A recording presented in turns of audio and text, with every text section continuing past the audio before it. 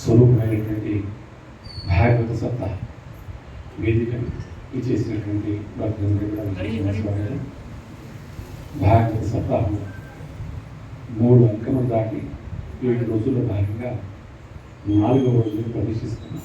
వాతావరణం చల్లబడింది. అయితే యథావిధిగా మనం సమయానికి ప్రారంభించాలి కాబట్టి సరే, కొంతమంది భక్తులు ఆలస్యంగా వచ్చిన పర్వాలేదు, మనం మాత్రం సమయానికి ప్రారంభించాం. ఒకసారి ఈ 3 రోజుల పాటు జరిగినటువంటి కథా విశేషాలు 2 నిమిషాలు మానం చేసుకుని ఈనాడు ఈ కళా ప్రవేశం చేసేటువంటి ప్రయత్నం చేస్తాం. అందరూ దయచేసి చేతులు జోడించండి. భగవంతుని యొక్క సంకల్పమైనటువంటి అమృత సమానమైనటువంటి భగవంతుని యొక్క చక్కటి శ్లోకాన్ని విని చెప్పేటువంటి ప్రయత్నం చేయండి. ఓం నమో భగవతే వాసుదేవాయ. ఓం నమో భగవతే వాసుదేవాయ. ఓం నమో భగవతే వాసుదేవాయ. ఓం నమో భగవతే వాసుదేవాయ. ఓం నమో భగవతే వాసుదేవాయ. నారాయణం నమస్కృత్యం నరం చైవ నరోత్తమం దేవీం సరస్వతిం వ్యాసం తదో జయాముదీరే నష్టప్రాయేషు అభద్రేషు నిత్యం భాగవత సేవయా భగవతే ఉత్తమ శ్లోకే భక్తిర్భవతి నైష్టికీ కృష్ణాయ వాసుదేవాయ దేవకీ నందనాయ చ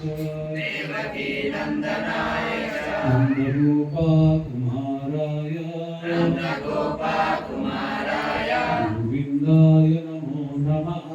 గోవిందాయ నమో నమః. గోవిందాయ నమో నమః. గోవిందాయ నమో నమః. గోవిందాయ నమో నమః. గోవిందాయ నమో నమః.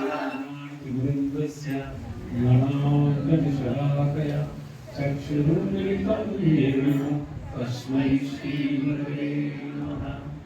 నమో విష్ణుపాదాయ कृष्णपृष्ठाय भूतले श्रीमते भक्तिवेदांत स्वामी नमस्ते सरस्वती देवे गौरवाणी प्रचारिणे निर्विशेषा शून्यवादी पाश्चात्य विचकारिणे जय श्री कृष्ण चैतन्य प्रभो नित्यानंदा श्री अद्वैत गदाधर श्रीवासादि गौर भक्तवृंदा. हरे कृष्णा कृष्णा कृष्णा हरे हरे हरे राम राम राम हरे हरे. इस्कॉन व्यवस्था आचार्य अभी चरणाल भक्तिवेदांत स्वामी श्री प्रभुपाद की जय. अनंत कोटि वैष्णव वृंद की जय. श्रीमद् भागवत सप्ताह की जय. गौर प्रेमानंद. భక్తులారా, 3 రోజులు ఎలా గడిచిపోయిందో తెలియదు. భాగవతం అనేటువంటి అమృతధార ప్రవహిస్తూనే ఉంటుంది. అదంతటా మనం ఆస్వాదిస్తూనే ఉంటాం. ఇంతకుముందు చెప్పినట్టుగా మనం కాశీకి వెళ్ళినా వృందావనంకి వెళ్ళినా ఘాట్ ఉంటుంది. గంగ ఒకటి, కానీ అశ్వమేధ ఘాట్ అని, మణికర్ణిక ఘాట్ అని, హరిశ్చంద్ర ఘాట్ అని అనేక ఘాట్లు ఉంటాయి. ఆ ఘాట్లు ఏ ఘాట్లోకి దిగినా అదే గంగా నది. అదేవిధంగా భాగవతమైనటువంటి ఈ యొక్క గంగ ఇందులో ఏ ఘట్టాన్ని పట్టుకున్నా అదే అమృతం. ఏ ఘట్టాన్ని పట్టుకున్నా, ఏ యొక్క లీలను పట్టుకున్నా, ఏ యొక్క ఏమిటి విషయాన్ని పట్టుకున్నా సరే అంతే సమానమైనటువంటి అమృతధార ప్రవహిస్తుంది. అలాగా మనం మొదటి రోజున భాగవత మహత్యాన్ని విన్నాం. ఏం విన్నాం రోజు? భాగవత మహత్యాన్ని విన్నాం. ఈ కలియుగం ప్రారంభమైన 30వ సంవత్సరం నందు జరిగినటువంటి మొదటి సప్తాహం, ఆ తర్వాత 200 సంవత్సరాల తర్వాత జరిగినటువంటి 2వ సప్తాహం, సౌనకాది ఋషుల యొక్క ఆధ్వర్యంలో నారదుల వారి యొక్క విశేషమైనటువంటి ఏర్పాటు ద్వారా జరిగినటువంటి 2వ సప్తాహం. అందులో విశేషంగా సాక్షాత్తుగా శ్రీమన్నారాయణ వారు తన యొక్క భక్తులైనటువంటి ప్రేమపూర్వకమైనటువంటి భక్తులైనటువంటి బలిమహారాజుల వారు, అర్జునుడు, అదేవిధంగా ప్రహ్లాదుల వారు, నారదుల వారు అనేక మంది భక్తుల సమక్షం లోపల అత్యద్భుతంగా భాగవత సప్తాహాన్ని నిర్వహించుకున్నారు. ఆ యొక్క సమయంలోనే సుఖమణిందుల వారు ఒక అద్భుతమైన ఘోషణ చేశారు. ఏమిటి అయ్యా, ఈ భాగవత ఏదైతుందో ఇది ఈ యొక్క భూలోకానికి చెందినటువంటి ధనమే. ఇది ఊర్ధ్వలోకాల్లోని స్వర్గలోకాల్లో కాదు, బ్రహ్మలోకాల్లో కూడా ఈ భాగవతమైనటువంటి సప్తాహం జరగదు. అధోలోకాల సాధ్యమే పడదు. అలా కాదు, ఇది వైకుంఠంలో కూడా చెప్పడానికి అవకాశం లేదు. వైకుంఠంలో కూడా సప్తాహం జరగదు. భాగవతం వైకుంఠంలో కూడా దుర్లభమైనటువంటిదిగా ఈ విశేషమైనటువంటి భాగవతం అని చెప్పడం, తదనంతర కాలంలో బ్రహ్మ కూడా ఇది ఒక భాగవత మహత్యాన్ని తెలుసుకోవడం అందరూ తెలుసుకున్నాం కదా. దేవతలందరూ వచ్చేసి అడిగినా సరే ఇవ్వలేదు భాగవతాన్ని. ఎవరండి? సుబ్రహ్మణ్యుడు వారు. అది ఆనాడు తెలుసుకున్నాం. ఇక 2వ నాడు కళాప్రవేశం చేశాం. అయ్యా, ఏమిటి సత్యయజ్ఞం ఒకటి తలపెట్టారు. కలియుగ ప్రారంభమైనటువంటి ఒక నైమీశ్వరణ్యమైనటువంటి పవిత్రమైనటువంటి పుణ్యక్షేత్రం నందు ఒక మహాయజ్ఞాన్ని తలపెట్టి కలియుగంలో ఉన్నటువంటి దోషాలన్నీ కూడా నివారించడం కోసం సౌనకుడు అనేటువంటి ఒక ఋషి యొక్క సమక్షంలో చాలా మంది, ఎంతమంది అన్నారు? 88,000 మంది అన్నారు. ఎంతమంది అన్నారండి? 88,000 మంది కూర్చొని ఏకధాటిగా సత్యయజ్ఞాన్ని తలపెట్టారండి. ఎన్ని సంవత్సరాలు ఇది? 1000 సంవత్సరాలు అన్నది. అలా ఒక మహాయజ్ఞాన్ని తలపెడితే ఆ యొక్క యజ్ఞ ప్రదేశంలోకి ఒక మహానుభైనటువంటి వారు వచ్చారు. అందుకంటే ఆ ఊరికే రారు, మహానుభావులైనటువంటి వారు. అక్కడికి వచ్చినటువంటి వారు సూతుల వారు వచ్చారు. ఇక్కడికి సూతుల వారు, సూత గోస్వామి వారు లేదా సూత పౌరాణికులు. సూతుల వారు వచ్చేసి, అయ్యా, సూతుల వారిని నమస్కారం చేసుకుని అగ్నిపాదులు ఇచ్చేసి ఆపాద నమస్కారాన్ని దర్శనం చేసుకుని, అయ్యా, ఒక నదిలో పోయినటువంటి వాడికి తీరం కనిపించకుండా ఎలాగైతే కనుక పుట్టుమిట్టాడుతాడో మా పరిస్థితి అలాంటిది. అలా పుట్టుమిట్టాడుతున్నటువంటి వారికి మీలాంటి మహాపురుషులైనటువంటి వారు వస్తే మాకు ఒక పడవ కనిపించి ఆ పడవ నడిపేటువంటి ఏర్పడినటువంటి ఒక నాలుగు కనిపిస్తే ఎంత సంతోషిస్తామో. మేము ఈ కలియుగమైనటువంటి దోషమైనటువంటి సముద్రంలో గుర్తుకుపోతున్నాం, తీరం ఎక్కడ తెలియట్లేదు. అలాంటి మాకు ఈ తీరం దాటించడానికి వచ్చినటువంటి పడవ తీసుకొని వచ్చినప్పుడు నాకు కనిపిస్తున్నావు. అయ్యా, నీకు ఇచ్చినటువంటి వారు ఈ ఉల్లోకం కూడా శాస్త్రంలో ప్రత్యేకించి పురాణం భగవతునిక కథలు ఎందు నీకంటే గొప్పగా చెప్పేటువంటి మహాపురుషులైనటువంటి వారు ఎవరు లేరు. అలాంటి వారు నీ యొక్క మా ప్రదేశానికి వచ్చి ఉన్నారా? మా సంతోషం అండి అని ఒకసారి నమస్కారం చేసుకుని వారిని ఏమడిగారు? 6 ప్రశ్నలు అడిగారు అన్నాను. అందరూ చక్కగా రాసుకున్నారు. 6 ప్రశ్నలు అడిగారు. అయ్యా, జీవుడు అనేటువంటి వాడు చిట్ట చివరిగా తను పొందవలసినటువంటి గతి ఏమిటి? ఎవరిని పొందాలి? ఏది తను ప్రాప్తింపజేసుకోవాలి అని చెప్పేసి ఒక ప్రశ్న. లేదు, ఆ యొక్క ప్రాప్తి చెందేటువంటి దానికోసం ఏది సాధనలో దేని పట్టుకోవాలి అనేది ఒకటి అడిగాడు.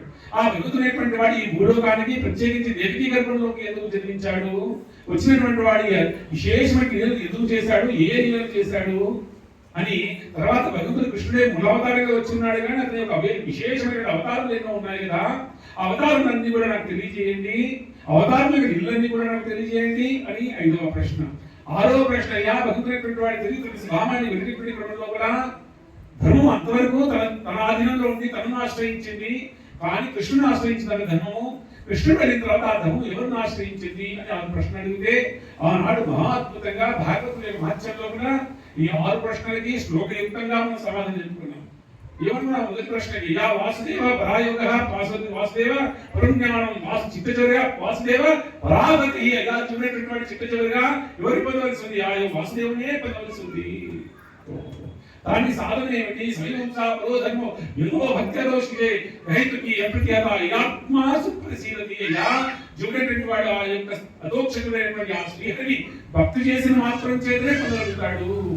భగవంతుడైనటువంటి వాడి యొక్క భూలోకనందుకు తన యొక్క ఆంతరికమైన భక్తులందరినీ కూడా రక్షించి దుష్టులను శిక్షించడం కోసం దిగి వచ్చాడు. వచ్చినట్టు ఆయన ఏం లీల చేశాడు? గొప్ప శ్లోకి, ఏకశ్లోకి భాగవతం చెప్పుకున్నాం ఉన్నాను మనం. అయ్యా, భాగవతం పూర్తి చేసుకోలేం కాబట్టి ఆదో దేవకీ దేవగర్భజనం, గోపీ గృహేవర్ధనం, మాయా పూతన జీవితాపహరణం, గోవర్ధనోద్ధారణం, కంసచ్ఛేద ఎవరండి? కౌరవాది హననం, తర్వాత ఏంటి కుంతీ సుత పాలనం కృష్ణ లీలామృతం. అయ్యా ఒక శ్లోకంలో భగవంతుడి లీలా విశేషాలన్నీ చెప్పుకున్నాం మనం. ఒక మహాద్భుతం అలా చెప్పుకున్న తర్వాత ఇంకేమైనా కూడా 22 అవతారములు ఏ భాగవతంలో ఏ క్రమ సంఖ్యలో ఎవరెవరైతే అవతరించున్నారో భాగవతంలో నిర్దేశించబడిందో 22 అవతారములకి 2 అవతారములు జోడించి 24 అవతారములన్నీ కూడా చక్కగా ఒక్కొక్కరు అన్ని విన్నాం. 24 అవతారములు చెప్పిన తర్వాత అయ్యా భగవంతుడికి అవతారం అనేకమైనటువంటివి, కానీ అందులో మూలమైనటువంటి ఒక అవతారం ఏదైతే కృష్ణస్తు భగవాన్ స్వయం ఇంద్రాది వాదుల వ్యాకులం లోకం హృదయంతి యుగే యుగే. యా ఇంతటికి ఎప్పుడు హాని కలిగినా, ఇంతటికి ఏ అవసరం వచ్చినా, ఎప్పుడు ఆయనకి ఇబ్బంది కలిగినా వెంటనే వచ్చేస్తుంటాడు ఆయన. అది కృష్ణ భగవాన్ అని చెప్పి ఆనాడు తెలుసుకున్నాను. తెలుసుకున్న తర్వాత నిన్నటి రోజున మరొక 4 ప్రశ్నలు అడిగారు. అయ్యో ఏమిటి ప్రశ్నలే భాగవతం ఉంటారు, ప్రశ్నలే భాగవతం ఉంటారు. నిన్నటి రోజున ఓహో ఎంత అద్భుతమో. భక్తుడు అన్నాడు ఒక ఆయన, అయ్యా ఈ భాగవతం ఏమిటి ఒకే మెట్టి నడిచినట్టుగా లేదు, ఒక్కొక్క మెట్టి ఎక్కుతున్నట్టున్నాయా ఒక్కొక్క రోజున అన్నారు. ఓ నిజంగా భాగవతం మహత్యం అలాగే కదా. ఎక్కడో ప్రారంభమైనటువంటి ఆ జీవధార 3 రోజులు ఎక్కడో ప్రయాణం చేస్తుంది. మళ్ళీ 4 ప్రశ్నలు అడిగారు. ఏమిటి అయ్యా మీరు అంటున్నారు ఈ భాగవతం అనేటువంటి మహాద్భుతమైనటువంటిది, ఈ భాగవతం అనేటువంటిది కూడా దశలక్షణులతో తెలుసుకున్నాము, అవునా? ఏమిటి సత్య విసర్గ స్థానం భోజన మూత నోంత నిరోధ ఈశాన్య నిరోధ ముక్తి ఆశ్రమైనటువంటి దశవిషయం తెలుసుకున్నాము.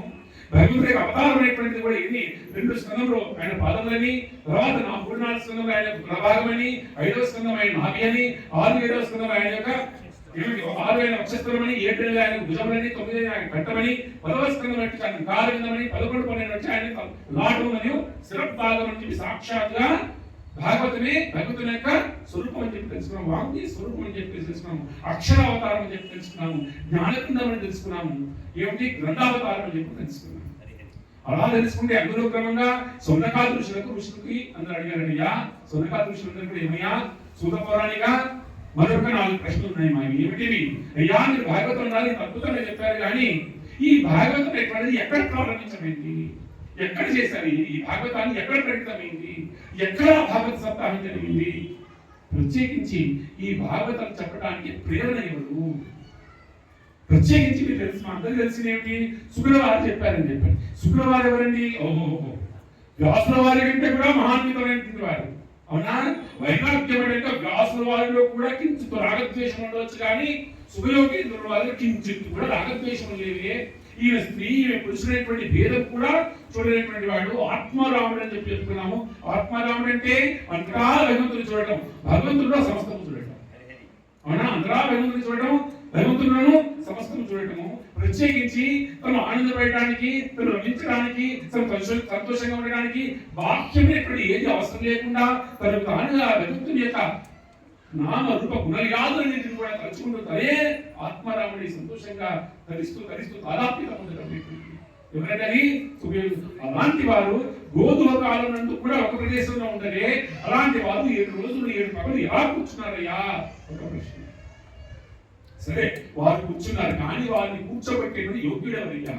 ఆయన ఎవరు? పరీక్షకుడా? ఓహో ఎంత గట్టివాడనినా ఇంతకుముందు చెప్పినాం. ఎదురుగా ఎవరైనా సరే వస్తే శత్రువులు సైతం అతని యొక్క గంభీరమైనటువంటి ఒక శరీర ఆకృతిని చూసి వెంటనే పాదాల మీద పడిపోయి శరణాగతి చేస్తారంట. తాను అడిగేటువంటి వారు ఎంతమంది అయినా సరే ఇలా పడితే తను ఏది అనుకున్నాడో అంతకంటే కించిత్ ఎక్కువ ఇచ్చి దానం చేసేటువంటి వాడు, దానకరుడైనటువంటి వాడు. ఏమిటి? శత్రువులు సైతం భయకంపితులు చేసేటువంటి వాడు, రాజ్య పరిపాలన చేసేటువంటి వాడు, రామరాజ్యాన్ని కల్పించినటువంటి వాడు. ఇంకా చెప్పాలంటే ధర్మరాజు చేసినటువంటి రాజ్యం కంటే కూడా మహాద్భుతంగా రాజ్య పరిపాలన చేసినటువంటి వాడు. ఆ యొక్క కుటుంబంలో అత్యధికమైనటువంటి విఖ్యాతి కలిగినటువంటి వారు. ఆయన అన్ని వదిలిపెట్టాడా? భార్య పిల్లల్ని వదిలిపెట్టాడా? రాజ్యాన్ని వదిలిపెట్టాడా?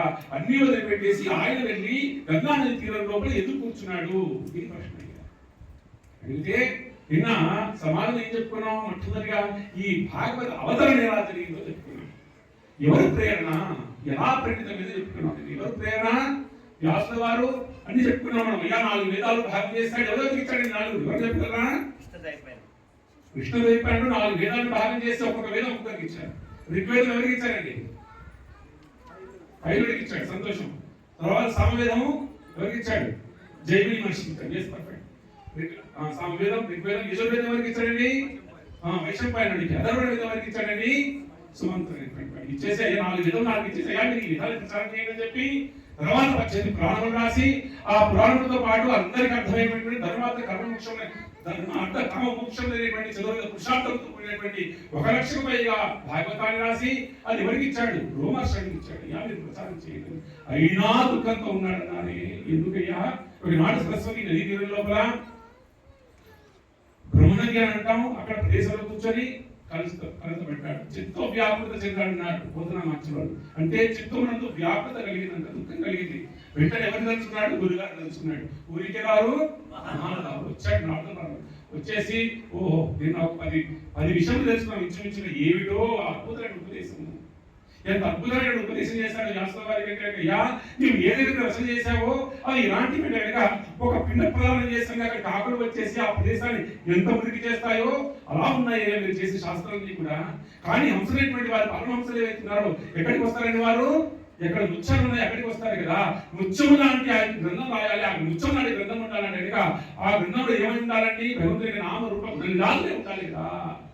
ఇవి కాకుండా మీరు ఏ రచన చేసినా సరే అది ఏం చేస్తుంది? ధర్మం పట్టినట్టుగా పట్టుకున్నారు కానీ మళ్ళీ అధోలోకానికి వెళ్తున్నారు. జన్మంతో జవాబుల నుంచి ఎప్పుడు బయటపడుతుంది అని ఒక సిద్ధాంతపరమైనటువంటి. అయ్యా నేను ప్రవచనం అంటే ఈ మధ్యకాలం ఎప్పుడు చేసినా సరే నాలుగవ వారి వ్యాసుల వారి యొక్క సందేశము ఎంత అద్భుతంగా ఉన్నటువంటి శ్రోతలు మీరేం చెప్పవచ్చు. ఎంత ఏకాగ్రతతో విన్నాము. మీరు వినడం చేత చెప్పేటువంటి వారికి ఉత్సాహం, వినేటువంటి వారికి మహాత్మ. అందరూ నేర్చుకుంటున్నారు. ఇక్కడ కూర్చున్నాడంటే నేను నేర్చుకుంటాను లేదా? నేను మీతో పాటు నేర్చుకుంటున్నాను, కాకపోతే స్థానం ఇప్పుడు అంతే. అలా మహాత్మతో అది చెప్పిన తర్వాత అయ్యా వ్యాస ఇప్పుడు ఏం చేయవలసింది? నీవు కేవలం భగవంతుని యొక్క లీలలు, భగవంతుని యొక్క ఏమని భక్తుల యొక్క ఇవి మాత్రమే రచన చేయని చెప్పేసి ఆలోచిస్తే వెంటనే తను ఆ యొక్క స్నానమాచరించి తపస్సును కూర్చున్నాడు. మనోపలికం పైన 18,000 శ్లోకాలతో శ్రీమద్ భాగవత మహాపురాణ రచన చేశాడు. ఒక భాగవత మహాపురాణానికి చేశాడు. సరే మరి దీన్ని ధారణ చేసేటువంటి వాడు ఎవరయ్యా అంటే, అయ్యో ఎవరండి?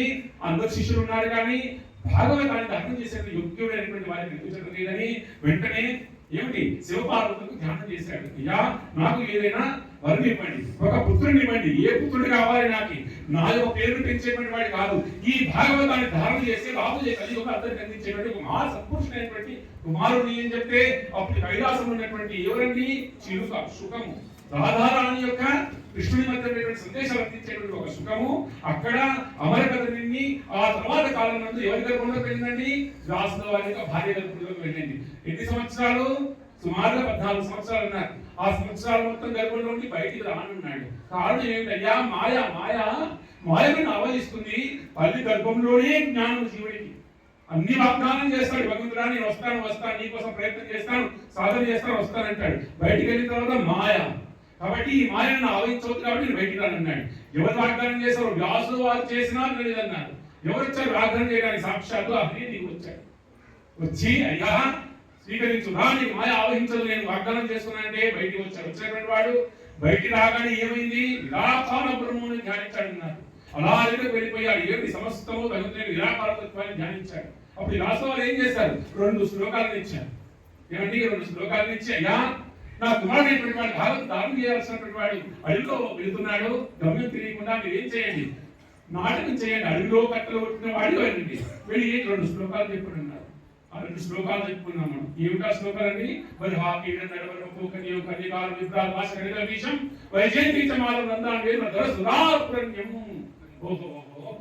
అద్భుతంగా రూపం చెప్పేటువంటి కదా విన్నాము.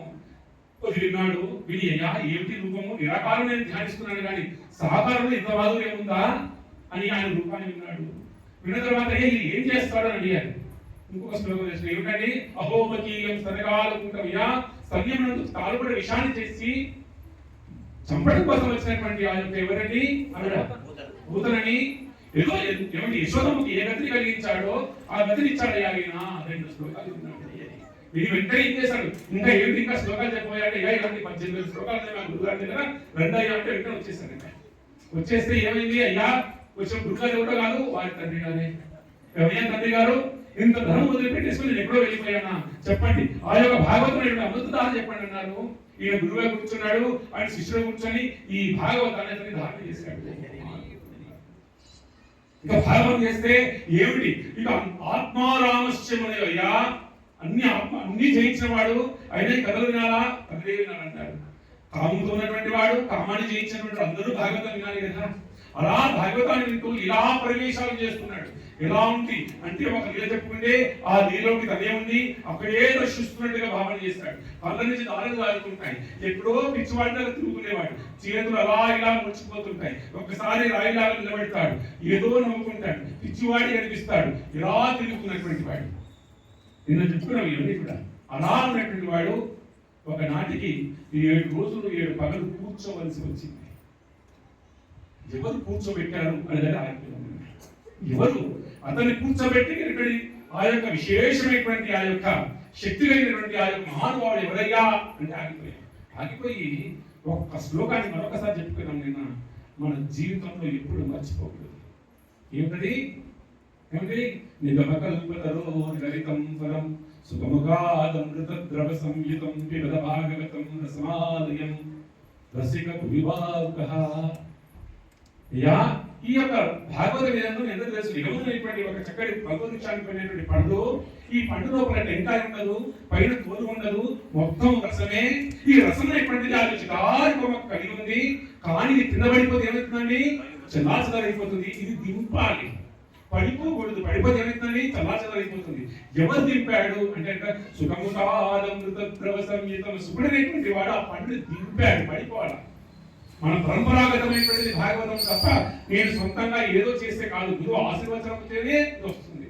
అలా దింపాడు, దింపి ఇచ్చాడు మనకి. ఎవడు? సుఖముఖాదమృత ద్రవ సంయుతం. అయ్యా ఇది ఎలా ఉందన్నాడు? పిబతం భాగవతం. ఇది దింపినటువంటి సుఖమునింద్రుల ద్వారా మనం విట్టు ఏం చేయాలి? తినొద్దన్నారు. ఏమన్నాడు? ఇది తాగమని చెప్పారు. పిబతం భాగవతం. రసమాలయం, రసం అన్నాం. ఇంతకుముందు ఉదాహరణ చెప్తున్నాం. ఏవో రసం రసం అంటే ఏమిటి? ఏది ఆనందమో అది అనుభవించి అది తిరిగి చెప్పలేనటువంటి భావం నేను కలిగి అనుభవి రసం అన్నారు. ఉరి భావం కహయ రసాన్ని ఆస్వాదించి ఓ బాగుంది బాగుంది గులాబ్ జామ్ కథ చెప్తున్నాం కదా, ఓహో బాగుంది, ఎంత అందంగా ఉందో, ఎంత మధురంగా ఉందో, ఎంత ఏముందో ఆ భావన చేసేవారు ఉన్నారు. ఎప్పటివరకు వినాలని ఈ భాగవతం? రసమాలయం. ఆలయం, ఆలయం అంటే ఏమిటి? లయం. లయం అంటే ఏమిటి? ఎప్పటివరకు వినాలంటే 7 రోజుల నుండి సరిపోతుందా? కాదన్నారు. నిత్యం భాగవత సేవ. ఎప్పటివరకు ఏంటి అంటే లయము. లయము అంటే నేను ఎవరికి చెందినటువంటి వాడినో వారిని నేను శాశ్వతంగా ఎప్పుడు పొందుతానో దాన్ని మనం లయం అన్నాము. మరి భాగవతం ఎప్పటివరకు వినాలన్నారు అంటే నేను నా యొక్క యథార్థమైనటువంటి నా స్థితి ఏదో భగవంతుని సదా సేవించబడినటువంటిది, ఆ సేవించేటువంటి శాశ్వతమైనటువంటి పదము పొందినప్పటి వరకు ఈ భాగవతాన్ని వినాలన్నారు. ఎలాగైతే శరీరం నిలబడడం కోసం రోజు ఆహారం తీసుకుంటామో ఈ శరీరం నిలబడడం కోసం, అదేవిధంగా ఈ శరీరం భగవంతుడి యొక్క సేవలు నిలబడడం కోసం, అంటే ఈ యొక్క ఆత్మ భగవంతుడి యొక్క సేవలు నిలబడడం కోసం ఎంత అవసరమో అంతసేపు మనం వినాలన్నారు. అన్నాక ఒక్క దృష్టాంతాన్ని విన్నాం. నేను భాగవతాన్ని విన్నన్నిటిలోకెల్లా రోమాంచితమైనటువంటి సంఘటన. మనం అంటామే ఏదో పిచ్చివాళ్ళ వెళ్తూ నడుచుకుంటూ వెళ్ళేటువంటి అంతటి దృష్టాంతం ఇచ్చారు. అయ్యా ఆది సమాజ్ వారు ఐదోలో చాలా మంది ఉన్నారు. వాళ్ళు అంటారు ఏమిటయ్యా మూలం ఏంటి? వేదం కదా. భాగవతం ఏంటి? తర్వాత వచ్చింది కొమ్మకు పండు కదా. మూలాన్ని వదిలిపెట్టేసి పండుగలు పట్టుకుంటున్నారా అని మీరు అడిగారే. అవునా? మూలం వేదం కదా, వేదం చదవాలి. ఏమిటి? వేదాంత సూత్రాలు చదవాలి, వేదాంతం చదవాలి, కానీ భాగవతం ఎందుకు పట్టుకోవాలన్నారు అంటే మన ఆచార్యులు ఏం ఇచ్చారు దృష్టాంతాన్ని? అయ్యా ఇది చెట్టు అన్నాము, చెట్టుకు ఒక వేరు ఉంటుంది, వేరులోనూ ఏంటి? వీటిలో తడి ఉంటుంది, వేరు తడి ఉంటుంది కదా. వేరులో కూడా తడి ఉంటుంది, మొదలు తీస్తే అక్కడ తడి ఉంటుంది, శాఖలకి తడి ఉంటుంది, ఆకుల్లోనూ తడి ఉంటుంది, కొమ్మలోనూ తడి ఉంటుంది, కాయలోనూ తడి ఉంటుంది. కానీ ఈ పండులో ఉన్నటువంటి మాధుర్యము వేరులో ఉంటుందా? మొదల్లో ఉంటుందా? శాఖల్లో ఉంటుందా? ఉండదు. మూలము వృక్షమే, కానీ వృక్షం యొక్క సాఫల్యం దేనిలో ఉంటుంది? పండులో ఉంటుంది కదా. కాబట్టి మేము ఆ పండును పట్టుకుంటున్నాం. ఆ పండు ఏమిటో కాదు, శ్రీమద్ భాగవత మహాపురాణానికి ఇది నేను చర్చించినటువంటి సారాంశం. అలా చెప్పుకుంటే మరొకసారి ఏదో మర్చిపోయినటువంటి వాళ్ళం అలా కూర్చుపోతుంది అంతే కదా. ఏ కాకపోయినా నాకేం కూర్చుండిపోతుంది. ఈనాడు మీరు రాక సిద్ధాంతం చెప్పుకున్నాము. నాట్లు వారు వచ్చారు, రాష్ట్ర వారు వచ్చారు, ఈ సిద్ధాంతమే ఈనాడు కథని కొంచెం ముందుకు తీసుకెళ్తాం. ఏమో అనుకున్నాం కానీ మొదటి స్కందం అంతా పూర్తయ్యే విధంగా ఉంది. ఆ చక్కగా మెల్లిగా వెళ్తుంటాను. ఈనాడు మనం ఒక మహానుభావుడైనటువంటి పరీక్షకుని ఈ రోజు ఇళ్ళ లోపల మనం అలికంపు చేద్దాం. అవునా? ఒకనాటికి ఇప్పుడు కథ విన్నాం. ఈనాడు ఈ కథ ఫలశ్రుతి చెప్తాను నేను. ఫలశ్రుతి ఆచార్య వారు అద్భుతమైన ఫలశ్రుతిని ఇచ్చారు. ఎవరైతే కనుక భగవంతుని పైన కోపం కలిగి ఏమిటయ్యా మీరు ఇలా చేశారేమిటి నాకు, అసలు మీరు భగవంతుడేనా, నేను సదా నీకే సేవిస్తుంటే నాకేంటయ్యా ఈ దుఃఖం కలిగినట్టు చిన్న కోపం ఉంటుంది భగవంతుని మీద. ఏమిటి, ఎవరైనా భగవంతుని యొక్క ఏర్పాటు చేత దుఃఖపడిపోయి దుఃఖములో ఉండి అన్ని ద్వారములు మూసుకుపోయి ఇక ఏ ద్వారం నాకు కనిపించట్లేదు అనేటువంటి వారికి ఈ యొక్క కథావృత్తాంతము కృష్ణుడు అనేటువంటి ద్వారం తెలిసినట్టు ఉంటుందంట. కృష్ణ ద్వారం అనేది తెలుస్తుంది. అలాంటి వృత్తాంతం కథ తెలుసుకున్నాం. ఈరోజు ఎంతమంది తెలుసుకున్నాం కథ కూడా మహా అద్భుతం. అయ్యా వెంటనే సౌనకాది ఋషులందరూ కూడా సూత్రులు వారిని అడిగారు, అయ్యా ఈ పరిషత్ మహారాజుకి దండ వృత్తాంతాన్ని చెప్పండి అయ్యా అని చెప్పారు. వెంటనే ఒకసారి ఆ గురువుని తెలుసుకొని నమస్కారం చేసుకొని ఆయన కథని ప్రారంభించేశారు. ఈరోజు కథ వెళ్ళిపోతాం, ఇంకా సిద్ధాంతం కంటే ఎక్కువ కథలో వెళ్ళిపోతాం. ఆ కథ ప్రవేశం చేస్తూ ఆయన అన్నారయ్యా, ఇది కురుక్షేత్ర రణరంగంలో 18 రోజుల యుద్ధం ముగిసిపోయింది, అక్కడి నుంచి ప్రారంభించబడింది. ముగిసిపోయింది. ఆనాడు సంధ్యా సమయం అయిపోయింది, పాండవులు విజేతలు అయిపోయారు. ఆ యొక్క యుద్ధరంగం లోపల తన యొక్క సమస్తమైనటువంటి శరీరాలన్నీ కూడా కోల్పోయి అవయవులన్నీ కూడా కోల్పోయి చివరి అవస్థ ఎందు అంటే ఆసన మృత్యు అంటారు. అంటే మృత్యు ఉంది, ఆసనం అంటే దగ్గరే ఉంది అంతే. అంటే ఆసనం వేసుకుని కూర్చుని ఎప్పుడే తీసుకెళ్ళిపోతున్నట్టు ఆసన మృత్యు అనేటువంటి స్థితిలో ఉన్నాడు. ఎవరంటే దుర్యోధనుడు. చాలా అన్నీ కోల్పోయాడు. అన్నీ కోల్పోయిన దుర్యోధనుడు అంటున్నాడు చాలా అవస్థ పడుతుంటే మరి ఒక సందర్భంలో పాండవులందరూ కూడా తన యొక్క శిబిరాలకు చేరి ఉన్నారంట. రాత్రి సమయం అయిపోయింది. చిట్ట చివరి యొక్క ఊపిరిలో ఉన్నాడు ఎవరు, దుర్యోధనుడు. అక్కడికి ఒక ముగ్గురు వచ్చారన్నారు. కృతవర్మ, కృపాచార్య, అశ్వత్థామ ముగ్గురు వచ్చారు. ఎందుకు మీరే మిగిలి ఉన్నారంటే చివరి రోజున మీరు అడవిలోకి పారిపోయారు ప్రాణభీతి చేత. ఎవరెవరంటే అశ్వత్థామ, కృపాచార్య వారు గురువు గారు కాబట్టి కృపాచార్య, అశ్వత్థామ, కృతవర్మ వీళ్ళు ముగ్గురు కూడా ఆ రోజు వనంలోకి పారిపోయారు ప్రాణభీతి చేత బతికి పట్టగట్టారు. ఇంకా సంధ్యం అయిపోయింది, రాత్రి అయిపోయింది, ఎవరు చూడడం లేదు, యుద్ధం అయిపోయింది అని చెప్పేసి వచ్చారంట. వచ్చేసరికి దుర్యోధన యొక్క ఘోరమైనటువంటి ఆ పరిస్థితి చూస్తాను. ఎంత ఏడుస్తున్నాడు, ఏమిటయ్యా నువ్వు అశ్వత్థామయ్యా, వేలాది మంది సేవకులైనటువంటి వారిని సేవిస్తుంటే చూసినటువంటి మేము ఈనాడు ఎవ్వరూ లేకుండా ఒక్కరు కూడా నీకు కాల్సింది నీలో అందించేటువంటి సేవకులు లేకుండా ఉండేటువంటి నీ స్థితి కలిగింది నేను చూడలేకపోతున్నానయ్యా. ఏనాడు కూడా నన్ను ఒకనాడైనా సరే నన్ను సేనాపతి చేయలేకపోయావు. నువ్వు అతని కూడా సేనాపతి కావాలని చేయలేదు దుర్యోధన. ఎంత దురవస్థలో ఉన్నావయ్యా నువ్వు అని చాలా బాధపడిపోయా. అయ్యా నేను నీకు ఏదైనా సరే ఇప్పటికిప్పుడు కూడా నేను కనుక సేనాపతిగా నాకు నేనే భావన చేస్తూ నేను నీకు విజయాన్ని చేకూరుస్తాను అని చెప్పేసి అన్నాడు. దుర్యోధన అన్నాడు, అయ్యా అంత అయిపోయింది కదా యుద్ధము, అయ్యా అంత అయిపోయింది. అశ్వత్థామ 100 మందికి అన్నదమ్ములకు మేము ఎంతమందిని 100 మందికి 100 మంది చనిపోయాము. పాండవులు 5గురు బతికున్నారయ్యా. మేము 100 మంది ఉంటే 100 మందిని మరణించాము.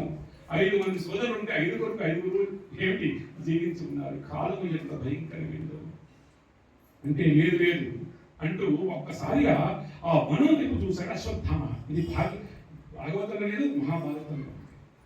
అక్కడ గుడ్డకు అంటాం కదా, ఇది రాత్రే కనిపిస్తుంది, దానికి కుదురపడి ఏం కనిపించదు. అదే సమక్షంలో చీకటి పడితే ఒక గుడ్డకు చూస్తాడు అశ్వత్థామ. చూస్తే గుడ్డకు ఏం చేసిందంట, ఎక్కడి నుంచో వచ్చి ఆ యొక్క వృక్షం దగ్గర ఉన్నటువంటి కాకులన్నింటినీ చంపేస్తుందండి. ఎందుకు, దానికి రాత్రే కనిపిస్తుంది, అవి కాకులు నిద్రిస్తున్నాయంట.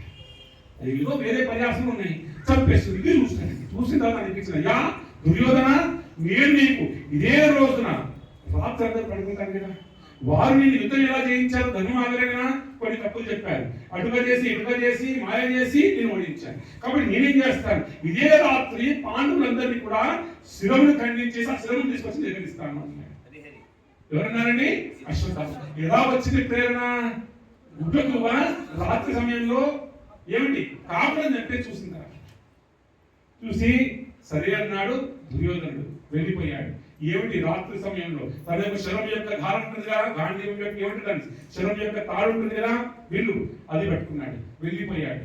వెళ్ళిపోయి రాత్రి 2 శిబిరాలు ఉన్నాయి. ఒకటి బాహ్యంగా ఉన్నారు, బయట ఉన్నారంట. కృష్ణుడు వారి తొమ్మిదితో మాట్లాడుతూ బయట ఉన్నారంట. లోపల ఒక పాండవులు ఉన్నారు, కొంతమంది సైనికులు ఉన్నారు. ఒక అక్షయుని మాత్రం నిలబడిందంట. అందరూ మరణించారు. పాండవుల యొక్క ఒక అక్షయుని మాత్రం సేన ఉండిందంట. ఆ అక్షయుని సేనంతా కూడా ఉంది. అందరూ యుద్ధం అయిపోయింది కదా, నిద్రిస్తున్నారు, అలసిపోయారు. అలా కృష్ణుడు పాండవుల చేత బయట ఉంటే లోపల శిబిరం లోపల కొంతమంది సేవిస్తున్నారు, నిద్రిస్తున్నారు. అందులోకి వెళ్ళిపోయాడు. అయ్యో, ఎక్కడ కనిపిస్తే అక్కడ పాండవులు ఎలా ఉన్నారు? ఉప పాండవులు అంటే కనుక యథాతథంగా పాండవులకు చిన్న ఉన్నట్లే ఉన్నవారంటారు. కానీ కోపం ఉంది, ఏముంది లోపల, అహంకారం ఉంది, కోపం ఉంది. ఎలాగైనా సరే దుర్యోధనుడికి ఏదో చేయాలనేటువంటి ఒక సంకల్పం ఉంది. ఏం చేశాడు? ఆ ఉప పాండవులైనటువంటి 5 మందిని తన యొక్క అస్త్రము చేత శిరములన్నీ కూడా ఖండన చేశాడు. చేసి ఆ యొక్క శిరస్సులన్నీ తీసుకెళ్లేసి దుర్యోధనుడికి ఇచ్చాడు, చూపించాడు. అయ్యా, నేను తీసుకొచ్చాను. ఏం తీసుకొచ్చావు? 5 పాండవులని నేను ఒకసారి తీసుకొచ్చాను అన్నాడు. ఓహో, సంతోషపడిపోయాడు. ఎందుకంటే ఒక శాపం ఉంది, ఏకకాలమందు సంతోషం దుఃఖం కావాలని చెప్పేసి. ఒక్కసారి ఆ యొక్క ఏవి చూడు, ఒక్కసారి ఆ పాండవుల యొక్క శిరస్సును చూసి ఆహా ఆనందిస్తానని చెప్పేసి చాలా ఆనందపడిపోతున్నాడు. ఆ యొక్క శిరస్సులని చూడగానే అవి పాండవులే కావు, ఉప పాండవులైనటువంటి, అంటే ఏమిటి, పాండవుల యొక్క కుమారులైనటువంటి వారు, ద్రౌపది యొక్క 5 కుమారులైనటువంటి వారు. ఒక్కసారిగా దుఃఖపడ్డాడు. అక్కడ దేహత్యాగం చేసేసాడు.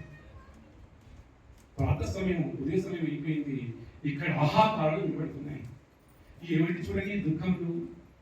నిజంగా ఎంత దుఃఖం చెప్పండి. విజయం 18 రోజుల్లో ఎంతమంది సంహరించేసి విశ్వవిఖ్యాతమైనటువంటి యుద్ధాన్ని చేసినటువంటి పాండవుల గృహంలో అదే రోజు రాత్రి తన కుమారుడు మరణించాడు. కృష్ణుడు లేడా అక్కడ? ఉన్నాడు. కృష్ణుడు లేడా? ఏమిటి దుఃఖం పాండవులకి? ఏమి చెప్పండి. ద్రౌపది ఎంత భక్తురాలు కృష్ణుడికి, అయినా దుఃఖం చూడండి ఎలా ఉందో. 5 మంది కుమారులు చనిపోతే ఎంత దుఃఖపడుతుందో. వెంటనే అందరూ వచ్చేసారు, ఆహారాలు కనిపించాయి. అర్జునుడికి మాత్రం భయంకరమైన కోపం వచ్చేసింది. ఏమమ్మా ద్రౌపది, నువ్వు దుఃఖించవు ఏమిటి? ఏ మరణానికి కారణమైనటువంటి అశ్వత్థామైనటువంటి వాడు ఎవరైతే ఉన్నారో అతని యొక్క శిరస్సుని ఖండన చేసి తీసుకొచ్చి నీ పాదాల దగ్గర పెడతాను. ఈ పాదములు, ఈ యొక్క శిరస్సు ఎందు నీ పాదము పెట్టి స్నానం ఆచరించు. ఏమిటి? ధన సంస్కారం అయిన తర్వాత ఏమిటి? ఆ 5 కుమారుల యొక్క సంస్కారం అయిన తర్వాత నీ పాదములు ఆ యొక్క శిరస్సు పైన నిలబెట్టి స్నానం ఆచరించు అని చెప్పేసి ప్రతిజ్ఞ చేశాడు. ఆవిడ వినలేదు. ఆవిడ సుఖంతో ఉంది. వెళ్ళిపోయాడు. కృష్ణుడు దగ్గర కూర్చొని, యా కృష్ణ తీరమన్నాడు. ఆయన తీశాడు, కూర్చున్నాడు, వెళ్ళిపోతున్నాడు. వెంటనే పడిపోతున్నాడు. ఇది తెలిసింది, పాపం చేసిన వాడికి ఇంకా తెలిసిపోతుంది. అశ్వత్థామ తెలుసుకుని, అయ్యా నేను చంపింది ఎవరిని? పాండవులని కాదు, పాండవులకి. ఎంత ఘోరం జరగబోతున్నా తెలుస్తానికి పరిగెడిపోతున్నాడు. రథం తీసుకున్నాడు, బయలుదేరుతున్నాడు. రథం యొక్క గురాలన్నీ అలసిపోయి అన్నారు. రథం దిగేసి పరిగెడుతూనే ఉన్నాడు. వెనకాల నుంచి వస్తున్నటువంటి వాడు కృష్ణుడు, అదే అర్జునుడు. ఇంకా దానికి తప్పలేదు. వెంటనే ఒక విశేషమైనటువంటి తన దగ్గర అస్త్రాన్ని మంత్రించి వేశాడు. ఇది అస్త్రము మంత్రాస్త్రం. ఇది బ్రహ్మ శిరం అంటాం మనం. అది వెంటనే ప్రయోగించేశాడు. ఎంత భయంకరంగా ఉందని కనుక వేగావృతమైపోయి ఏదో పెద్ద అగ్నిగోళమైనటువంటి కింద వచ్చింది అన్నట్టు అనిపించిందంట. సంవర్తకమైనటువంటి ఒక అగ్ని ఉంటుంది. ఏది? ప్రళయకాలం నుండి వచ్చేటువంటి ఒక అగ్ని. ఆ సంవర్తమైనటువంటి ఒక అగ్ని గోళమైనటువంటి ప్రకాశం, ఆ వేడి ఎలా ఉంటుందో అంత వేడిగా కనిపించినట ఆ యొక్క ఎదురుగా ఎవరికి? అర్జునుడి, కృష్ణుడికి. ఒక్కసారి కృష్ణుడి దగ్గరికి తెలిసి పాదాలు పెట్టుకుని, కృష్ణ ఎదురుగా కనిపించింది ఏదో నాకు అర్థం అవడం లేదు, ఏదో చెప్పవయ్యా అని చెప్పేసి అడిగాడు. అని చెప్పాడు, ఏదో కాదు అశ్వత్థామ. ఏమిటి? బ్రహ్మశరం, సారీ ఎవరైనా అశ్వత్థామ శరం అనేటువంటి దాని ఒక బ్రహ్మాస్త్రాన్ని అనేటువంటి దాన్ని సంధించేశాడు. దాని వల్ల ఇది జరిగింది. కానీ ఈ ఇలాంటి అస్త్రం కనుక ఎవరిని దీని గోల్ని డిసైడ్ చేసి ఇస్తే అసలు వినాల్సిందే. కానీ దాన్ని విరమణ చేసేటువంటి శక్తి అశ్వత్థామకుడు లేదయ్యా. దాన్ని వెనక్కి తీసుకునేటువంటిది లేదు. ఏం చేయాలి? నువ్వు అదే మంత్రాన్ని నువ్వు ఎదురుగా వేయని చెప్పి చెప్పాడు. వెంటనే కృష్ణుడికి 5 ప్రదక్షిణలు చేసి వెంటనే తను కూడా తీసుకున్నాడు. ఈ 2 కలిసి మహాభయంకరమైనటువంటి ఒక అగ్నిగోళంగా మారిపోయిందంట. అక్కడికి వెళ్ళినటువంటి యొక్క అర్జునైనటువంటి వాడు వెంటనే అశ్వత్థామని బంధించేశాడు. బంధించగానే కృష్ణుడు అన్నాడు, ఏమయ్యా ఏం చెప్పావు? ఏం చెప్పావు ఆ రోజు వచ్చినప్పుడు? ప్రతిజ్ఞ చేసావా? ఏమని? వెంటనే చేయమయ్యా, చెయ్యి. వెంటనే గుర్తు చేసుకుని పరీక్ష అంటే ఇతను అనుకున్నాడు, లేదు చేయడం లేదు. ఏంటి వీడు మనిషి కాదు కదా, కుమారుడు ఈ పాపం తెలియటి పిల్లల్ని సంహారం చేశారు, వీరిని కాదని చెప్పేసి ఇంకా నువ్వు పట్టుకుంటున్నాయా? ఏమిటి చేసేయి, శిరం ఖండన చేసేయటానిగా పట్టలేదు. తాడి చేత మొత్తం బంధించడం, ఒక పశువుని బంధించిన ఇలాగా బంధించేశాడు. బంధించేసి ఇతను తీసుకెళ్ళిపోతున్నాడు. కృష్ణుడికి అర్థం అవట్లేదు. అదో పరీక్ష. తెలుసుకున్నవాడు అర్జునుడు. వెళ్ళి వెంటనే తీసుకెళ్ళేసి ఎవరి ముందు పెట్టాడండి? ద్రౌపది ముందు పెట్టేశాడు. ఒక్కసారి ద్రౌపది చూసిందంట. చూసి అయ్యా ఏమిటి నేను చేసినటువంటి పని, వెంటనే కట్టు విప్పాడు అయ్యా అని ఆదేశించాడు. ఏమిటి కట్టు విప్పాడు ఏంటి? భీముడు ఊగిపోతున్నాడు. భీముడి కోపం ఎక్కువ కదా, ఊగిపోతున్నాడు. అంటే అయ్యా ఏమిటి నేను చేసిన పని? ఇతను ఎవరు? నీవు ఏ బాణముతో ఇతని సంహారం చేయాలనుకుంటున్నావో ఆ బాణము నీకు చేతి పట్టించినటువంటి వారెవరు? ద్రోణాచార్యుడు. అతడు కుమారుడు కదా ఇతను. ద్రోణాచార్యుడు సంహరించబడితే బ్రతుకున్నటువంటి వాడే తండ్రితో సమానం అన్నారు. ఒక తండ్రి మరణిస్తే కొడుకే తండ్రితో సమానం అని చెప్పంటానే నీ ఎదురులో ఉన్నటువంటి వాడికి నీ గురువే కాదు, నీ గురువు సమానటువంటి గురు పుత్రుడు కాదు, సాక్షాత్తుగా గురువే కలిగిన పైగా బ్రాహ్మణుడైనటువంటి వాడు. ఇతరులు ఎలా ఖండిస్తావు, ఎలా సంహారం చేస్తారు? మీరు ఏ విచారణను నేర్చుకున్నారో ఆ గురువుకే మీరు ఇలా చేయడం సభవా? ఇది ధర్మం కాదు కదా. ప్రత్యేకించి తను బ్రాహ్మణుడు, సంహరించడానికి సాధ్యం కాదు కదా. బ్రాహ్మణుడు ఎప్పుడు కూడా సంహారం చేయకూడదు కదా, అది మహాపాతకం కదా. ప్రత్యేకించి ఇప్పుడు సంహారం చేస్తే ఈ తల్లి ఎవరు? దుర్వాసుడి యొక్క భార్య ఎంత బోధిస్తుందో. నేను ఆ బాధను అనుభవిస్తున్నాను, ఇదే బాధ ఒక స్త్రీ అనుభవించకూడదు కుమారుడు మరణిస్తే. కాబట్టి వెంటనే ఏం చేయవలసింది? ఈ యొక్క కట్లు విప్పేసే వెంటనే అని చెప్పేసి అన్నాడు. అంటే ఇటువైపు చూశాడు. ధర్మరాజు అన్నాడు, సరే నిజమే, స్త్రీ అని చెప్పడం కాదు కానీ ద్రౌపది చెప్పినటువంటిది నాకు కూడా సమ్మతమే, ఖండించడం సరైనటువంటి విషయం కాదన్నాడు. నకుల సహదేవుడు కూడా అన్నారు. భీముడు మాత్రం వీరందరూ కూడా పిచ్చివాళ్ళైపోయారు, వీడు చేసినటువంటి పాపం మహాపాతకము, వెంటనే వీడి శిరస్సు నేనేం ఛేదిస్తానని చెప్పేసి అన్నాడు. అయినా కూడా కృష్ణుడు ఒకసారి చూశాడు. అర్జునుడు ఏం నిర్ణయం చేయాలో తెలియడం లేదు. ఒక్కసారి కృష్ణుడు యొక్క ముఖారవిందాన్ని చూశాడు. అర్జునుడు ఒక మాట అన్నాడు, బ్రాహ్మణుడిగా వీడు ఏమిటి చెప్పడానికి లేదు, చేసిన పాపము చంపవలసిందే అర్జున అని చూశాడు. అర్థమైపోయింది ఒక చూపు. ఏమన్నాడు? బ్రాహ్మణుడికి చెప్పడం అవసరం లేదు, శిరోముండనం సగం చేశామనుకోండి, ప్రతి బ్రాహ్మణుడికి పైన ఒక మణి ఉండేదంట. ఆ మణి ఒకటి ఉండేది, ఎవరికి? శ్రద్ధామణి. ఆ మణిని తీసివేయి, వీడు శవంతో సమానమైన మరణించినట్టే అని చెప్పగానే వెంటనే శిరోముండనం చేసి ఏమిటి ఆ మణిని తీసివేశాడంట అర్జునుడు, వదిలిపెట్టేశాడు. ఇప్పుడు ఇక దుఃఖం అనేటువంటిది ఎంత భయంకరంగా ఉందని పోయిపోయింది. అతను పారిపోయాడు అక్కడి నుంచి. అందరూ కూడా కురుక్షేత్రం అయిపోయింది. చాలా మంది మరణించారు. మరణించినటువంటి ఆ యొక్క వారందరికీ కూడా తర్పణ చేయవలసినటువంటి సమయం ఆసన్నమైంది. కాబట్టి అందరూ గంగానది తీరంలోకి వెళ్తున్నారంట. ముందు ఆడవాళ్ళు వెళ్తున్నారు, వెనక తర్పణ చేయడానికి అర్హత ఉన్నటువంటి మగవాళ్ళు వెళ్తున్నారంట సముద్రంగా. ఎవరెవరు ఉన్నారు ఇక్కడ? నాలుగు వారు, ప్రత్యేకించి దాసుల వారు ఉన్నారు, కృష్ణుడు ఉన్నారు. చాలా మంది ఎవరు వస్తున్నారు? భక్తులు, ఋషులందరూ వస్తున్నారంట. గంగా నది తీరంలోకి వీళ్ళు ప్రయాణం చేస్తున్నారు. ముందు ఆడవాళ్ళు, తర్వాత మగవాళ్ళు. ఇది చెప్తారు. తర్పణ చేసుకున్నటువంటి వాళ్ళందరూ తర్పణ చేస్తున్నారు, పోయినటువంటి వాళ్ళందరికీ కూడా. అందులో 3 తల్లులు బాధపడుతుంటే కృష్ణుడు కూడా ఓదార్చలేకపోయాడు. 3 తల్లులు బాధ. అందులో అత్యంత భయంకరంగా రోధిస్తున్నటువంటి తల్లి గాంధారి. 3 మంది కుమారుడిని కోల్పోయింది తల్లి. పుత్రవాత్సల్యము ఎంతటి దారి తీసిందో తెలుస్తుంది. నా కుమారుడు అని ఎంత వాత్సల్యం కలిగిందో, ఆ వాత్సల్యమే కుమారుడు యొక్క మరణానికి కారణమైంది అని భావన చేసి ఎంత బాధపడుతుందో అందరినీ తలుచుకొని వ్యాసుల వారు వచ్చేసి ఓదారుస్తున్నారమ్మా, పర్వాలేదమ్మా, కాలం ఎంత బలీయమైనటువంటిది, కాలం అనేటువంటిది ఎంత భయంకరంగా ఉంటుందని చెప్పేసి ఈ సంఘటన ద్వారా తెలుస్తుంది. నాకు పుట్టిన వాళ్ళందరూ కూడా గిట్టవలసిందే కదా అని వీరాంత ఓదారుస్తున్నారు అందరినీ. ప్రత్యేకించి ఎవరిని? గాంధారిని ఓదారుస్తున్నారు. మరొక దగ్గర బుక్క పట్టి ఏడుస్తున్నట్టు ద్రౌపది. కారణం ఏంటి? చిన్న పిల్లవాళ్ళు, 5 మంది పిల్లవాళ్ళు, ఇంకేమి చూడలేదు జీవితాన్ని. అలాంటి వారు చనిపోతే వారి ఒక్కొక్క పేరు తలుచుకొని తర్పణ చేస్తూ బుక్క పట్టి ఏడుస్తున్నట్టు ద్రౌపది. ఓదార్చుతున్నారు అందరికీ కూడా. దుఃఖము ఏదైనా బాధ కలిగిందండి, ఏడుస్తే కొంచెం దుఃఖం పోతుంది. వీళ్ళిద్దరు తల్లులు బుక్క పట్టి ఏడుస్తున్నారు. అయ్యో ఎంత దుఃఖం అంటున్నారు. కానీ అంతకంటే ఎక్కువ అనిపిస్తున్నట్టు ఒక మహా తల్లి ఉన్నది. ఏ తల్లి? కుంతీదేవి. కుక్కబట్టి ఏడుస్తున్నట్ట. ఎందుకు? ఓహో, ఎంత అద్భుతంగా ఉంటున్నారు. ఆ తల్లి అందరూ తర్పణాలు పెడుతున్నారు, వారి పేర్లు చెప్పి వంశంలో ఉన్నటువంటి వారందరికీ. ఈ తల్లి చూస్తున్నట్ట, అయ్యో ఒకరికి మాత్రం ఎవరు తర్పణ చేయడం లేదే. ఎవరికి? తమ్ముడికి ఎవరు తర్పణ చేయడం లేదే. ఏం చేయవలసింది, నేను ఎవరికి చెప్పాలి ఇది అని ధర్మరాజు ఒక తర్పణ చేసుకుంటే కుమారునికి దగ్గరగా వెళ్ళిందంట. వెళ్ళి ఒక్కసారి ధర్మరాజు దగ్గరికి వెళ్ళి, అయ్యా నాయన ఇంకొక తర్పణ చేయరా, ఇంకొక పేరు చెప్పాలి నువ్వు, ఇంకొక జలము తినము రెండు ఇంకా ఒకరికి వదలాలిరా. ఎవరమ్మా వాడు, ఎవడో కాదురా, ఎవడో కాదు కర్ణుడు రా. ఒక్కసారి ఆశ్చర్యం, ఏంటమ్మా కర్ణుడా, ఏమిటి కర్ణుడు? అయ్యా జరిగిన విషయం తెలుసు కదా, ఒకనాడు నాకు ఋషి యొక్క వరం చేత యవ్వనంలో ఉన్నప్పుడు ఒక చిన్న ఏమిటి ఏదో పరీక్ష చేద్దామని చెప్పేసి అనుకుంటే నా కుమారుడు జన్మించాడు. ఆ కుమారుని ఒక స్త్రీకి సమాజంలో గల శీలమే ప్రధానమైనటువంటిది, అవునా? ఆ శీలము ఎప్పుడైతే చెడుగా తెలిస్తే సమాజంలో తను బతకలేదు. కాబట్టి తనకు తానుగా సమాజంలో నిలబడడం కోసం తనకు పుట్టినటువంటి ఆ కుమారుని సమాజానికి చూపించలేక చెప్పలేక ఒక పెట్టెలో పెట్టి పంపిస్తే ఆ పెట్టెలో ఉన్నటువంటి వాడే తర్వాత కాలం నుండి కర్ణుడిగా వచ్చి ఉన్నాడు. ఓహో, కర్ణుడే వచ్చి ఉన్నాడు, ఎంత దుఃఖమో చెప్పండి.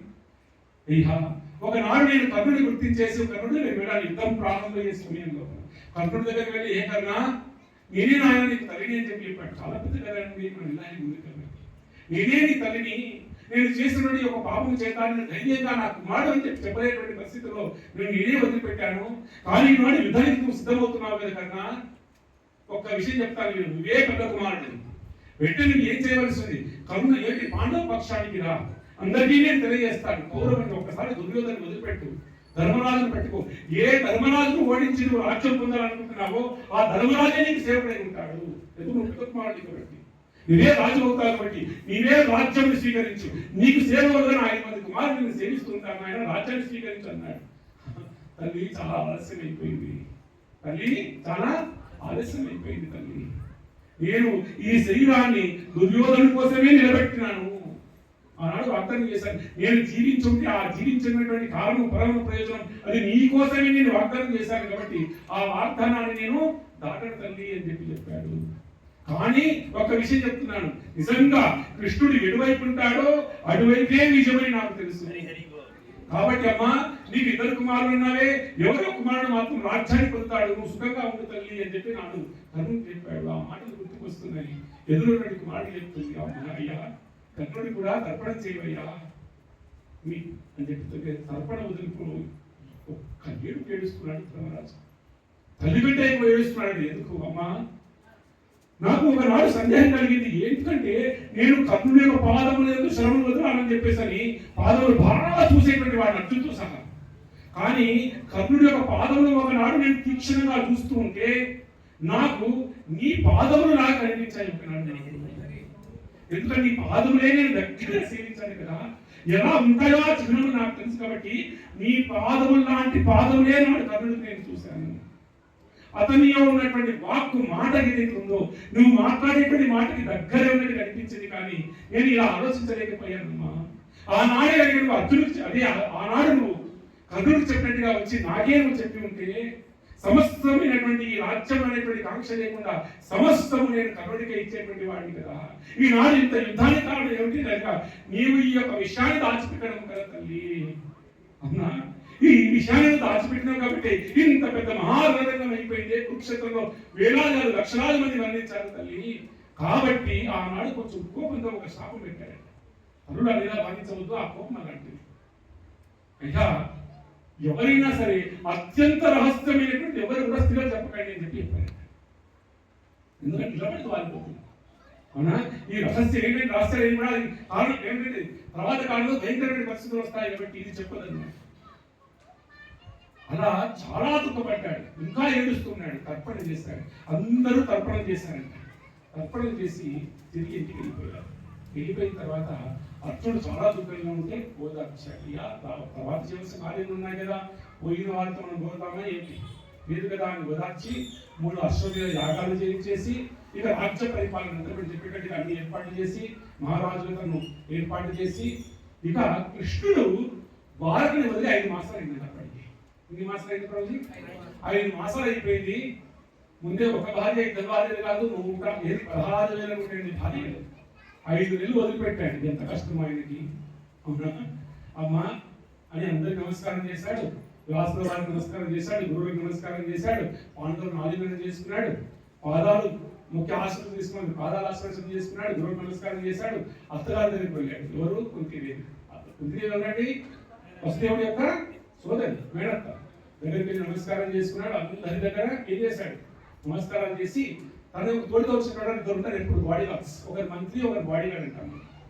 సాత్విక అయినటువంటి వారు బాడీ గార్డ్, మంత్రి వారు ఉద్యోగులు అనమాట. దీనికి ఏం బాడీ గార్డ్ అవసరమా? లేదు.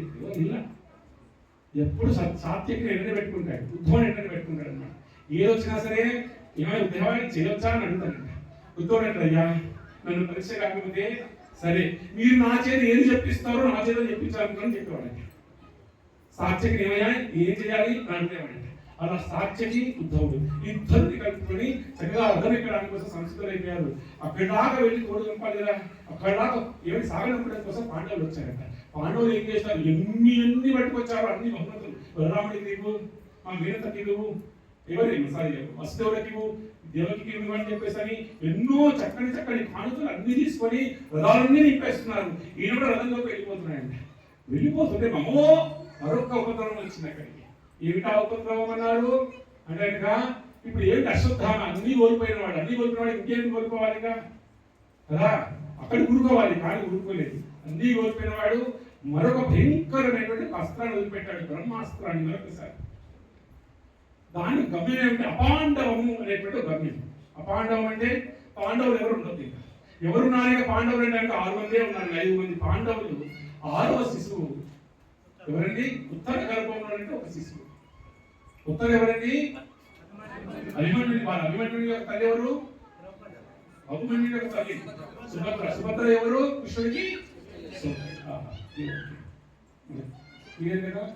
ఇప్పుడు అశ్వత్థామ అనేటువంటి వాడు ఏం చేశాడు? అస్త్రాన్ని ఏమని చెప్పి వదిలాడు? అపాండవం అనేటువంటి వదిలేశాడు. వదిలేసినటువంటిది ఇప్పుడు వస్తుంది ఈయన వదలెక్కుతున్నాడు. బాగా పెట్టినటువంటి ప్రయత్నం చేయడం వస్తారు. ఈయన వదలెక్కుతున్నాడు. అక్కడ అస్త్రం వదిలిపెట్టారు. అస్త్రం ఏం చేసింది? వెంటనే వచ్చేసి ఆ యొక్క ఉత్తరైనటువంటి యొక్క గర్భంలో శిశువుకి మొత్తం కూడా ఒక అగ్నిగోళం లాగా మొత్తం చుట్టూ వేసిందంట శిశువుకి. వెంటనే తనకు అర్థమైపోయింది, ఏదో ఉపద్రవం వచ్చేసింది, నా శిశువుకి ఇంకేమిటి ఆపద అనేటువంటిది వచ్చిందని, ఇక నా శిశువును రక్షించేవాడు కావాలి, నాకు ఎవరిని అడగాలి అని చెప్పి చూస్తున్నట్ట. ఎక్కడున్నాడు కృష్ణుడు అంటే ఇప్పుడే వదలెక్కుతున్నాడు అన్నాడు. వెంటనే బయలుదేరుతుంది. ఎవరెవరు ఉన్నారు అక్కడ కృష్ణుడి పై సాగనంపడం కోసం? పాండవులు అందరూ ఉన్నారు. వెంటనే బయలుదేరుతుంది. అద్భుతమైన శ్లోకం చెప్తాడు, పాహి పాహి మహాయోగి, పాహి పాహి అయ్యా రక్షించు రక్షించు రక్షించు, హే కృష్ణ రక్షించు రక్షించు. ఓహో మహాయోగి అయ్యా, ఏమిటి? యోగులకే యోగి అయినటువంటి వాడికి, దేవదేవ దేవతకి దేవుడైనటువంటి వాడికి, జగత్పతి సమస్త జగత్తుని పాలించేటువంటి వాడికి, ఎవరికి ఏ దుఃఖం వచ్చినా సరే ఆ దుఃఖాన్ని తీర్చేటువంటి సామర్థ్యం లేనటువంటి వాడివి. పాహి పాహి మహాయోగి మహాయోగి మహాయోగి, దేవదేవ జగత్పతి, పాహి పాహి జనార్దన, పాహి పాహి జనార్దన అంటే వెళ్ళిపోయిందంట. వెళ్ళిపోయి వెంటనే పాదాలు పెట్టుకుంది, వదలెత్తుంది. పెట్టుకుని ఒక అద్భుతంగా ఒక విషయం చెప్తుంది, అయ్యా ఏ కృష్ణ, నాలో నా శిశువుకు ఏదో ఆపద వచ్చినట్టుగా అగ్నిగోళము నా యొక్క గర్భమునందు ప్రవేశించినట్టు కనిపిస్తుంది. నా శిశువుకు ఆపద వచ్చింది కాబట్టి ఈ నా యొక్క శిశువును కాపాడు అని చెప్పేసి నాకు ప్రాధేయపడింది.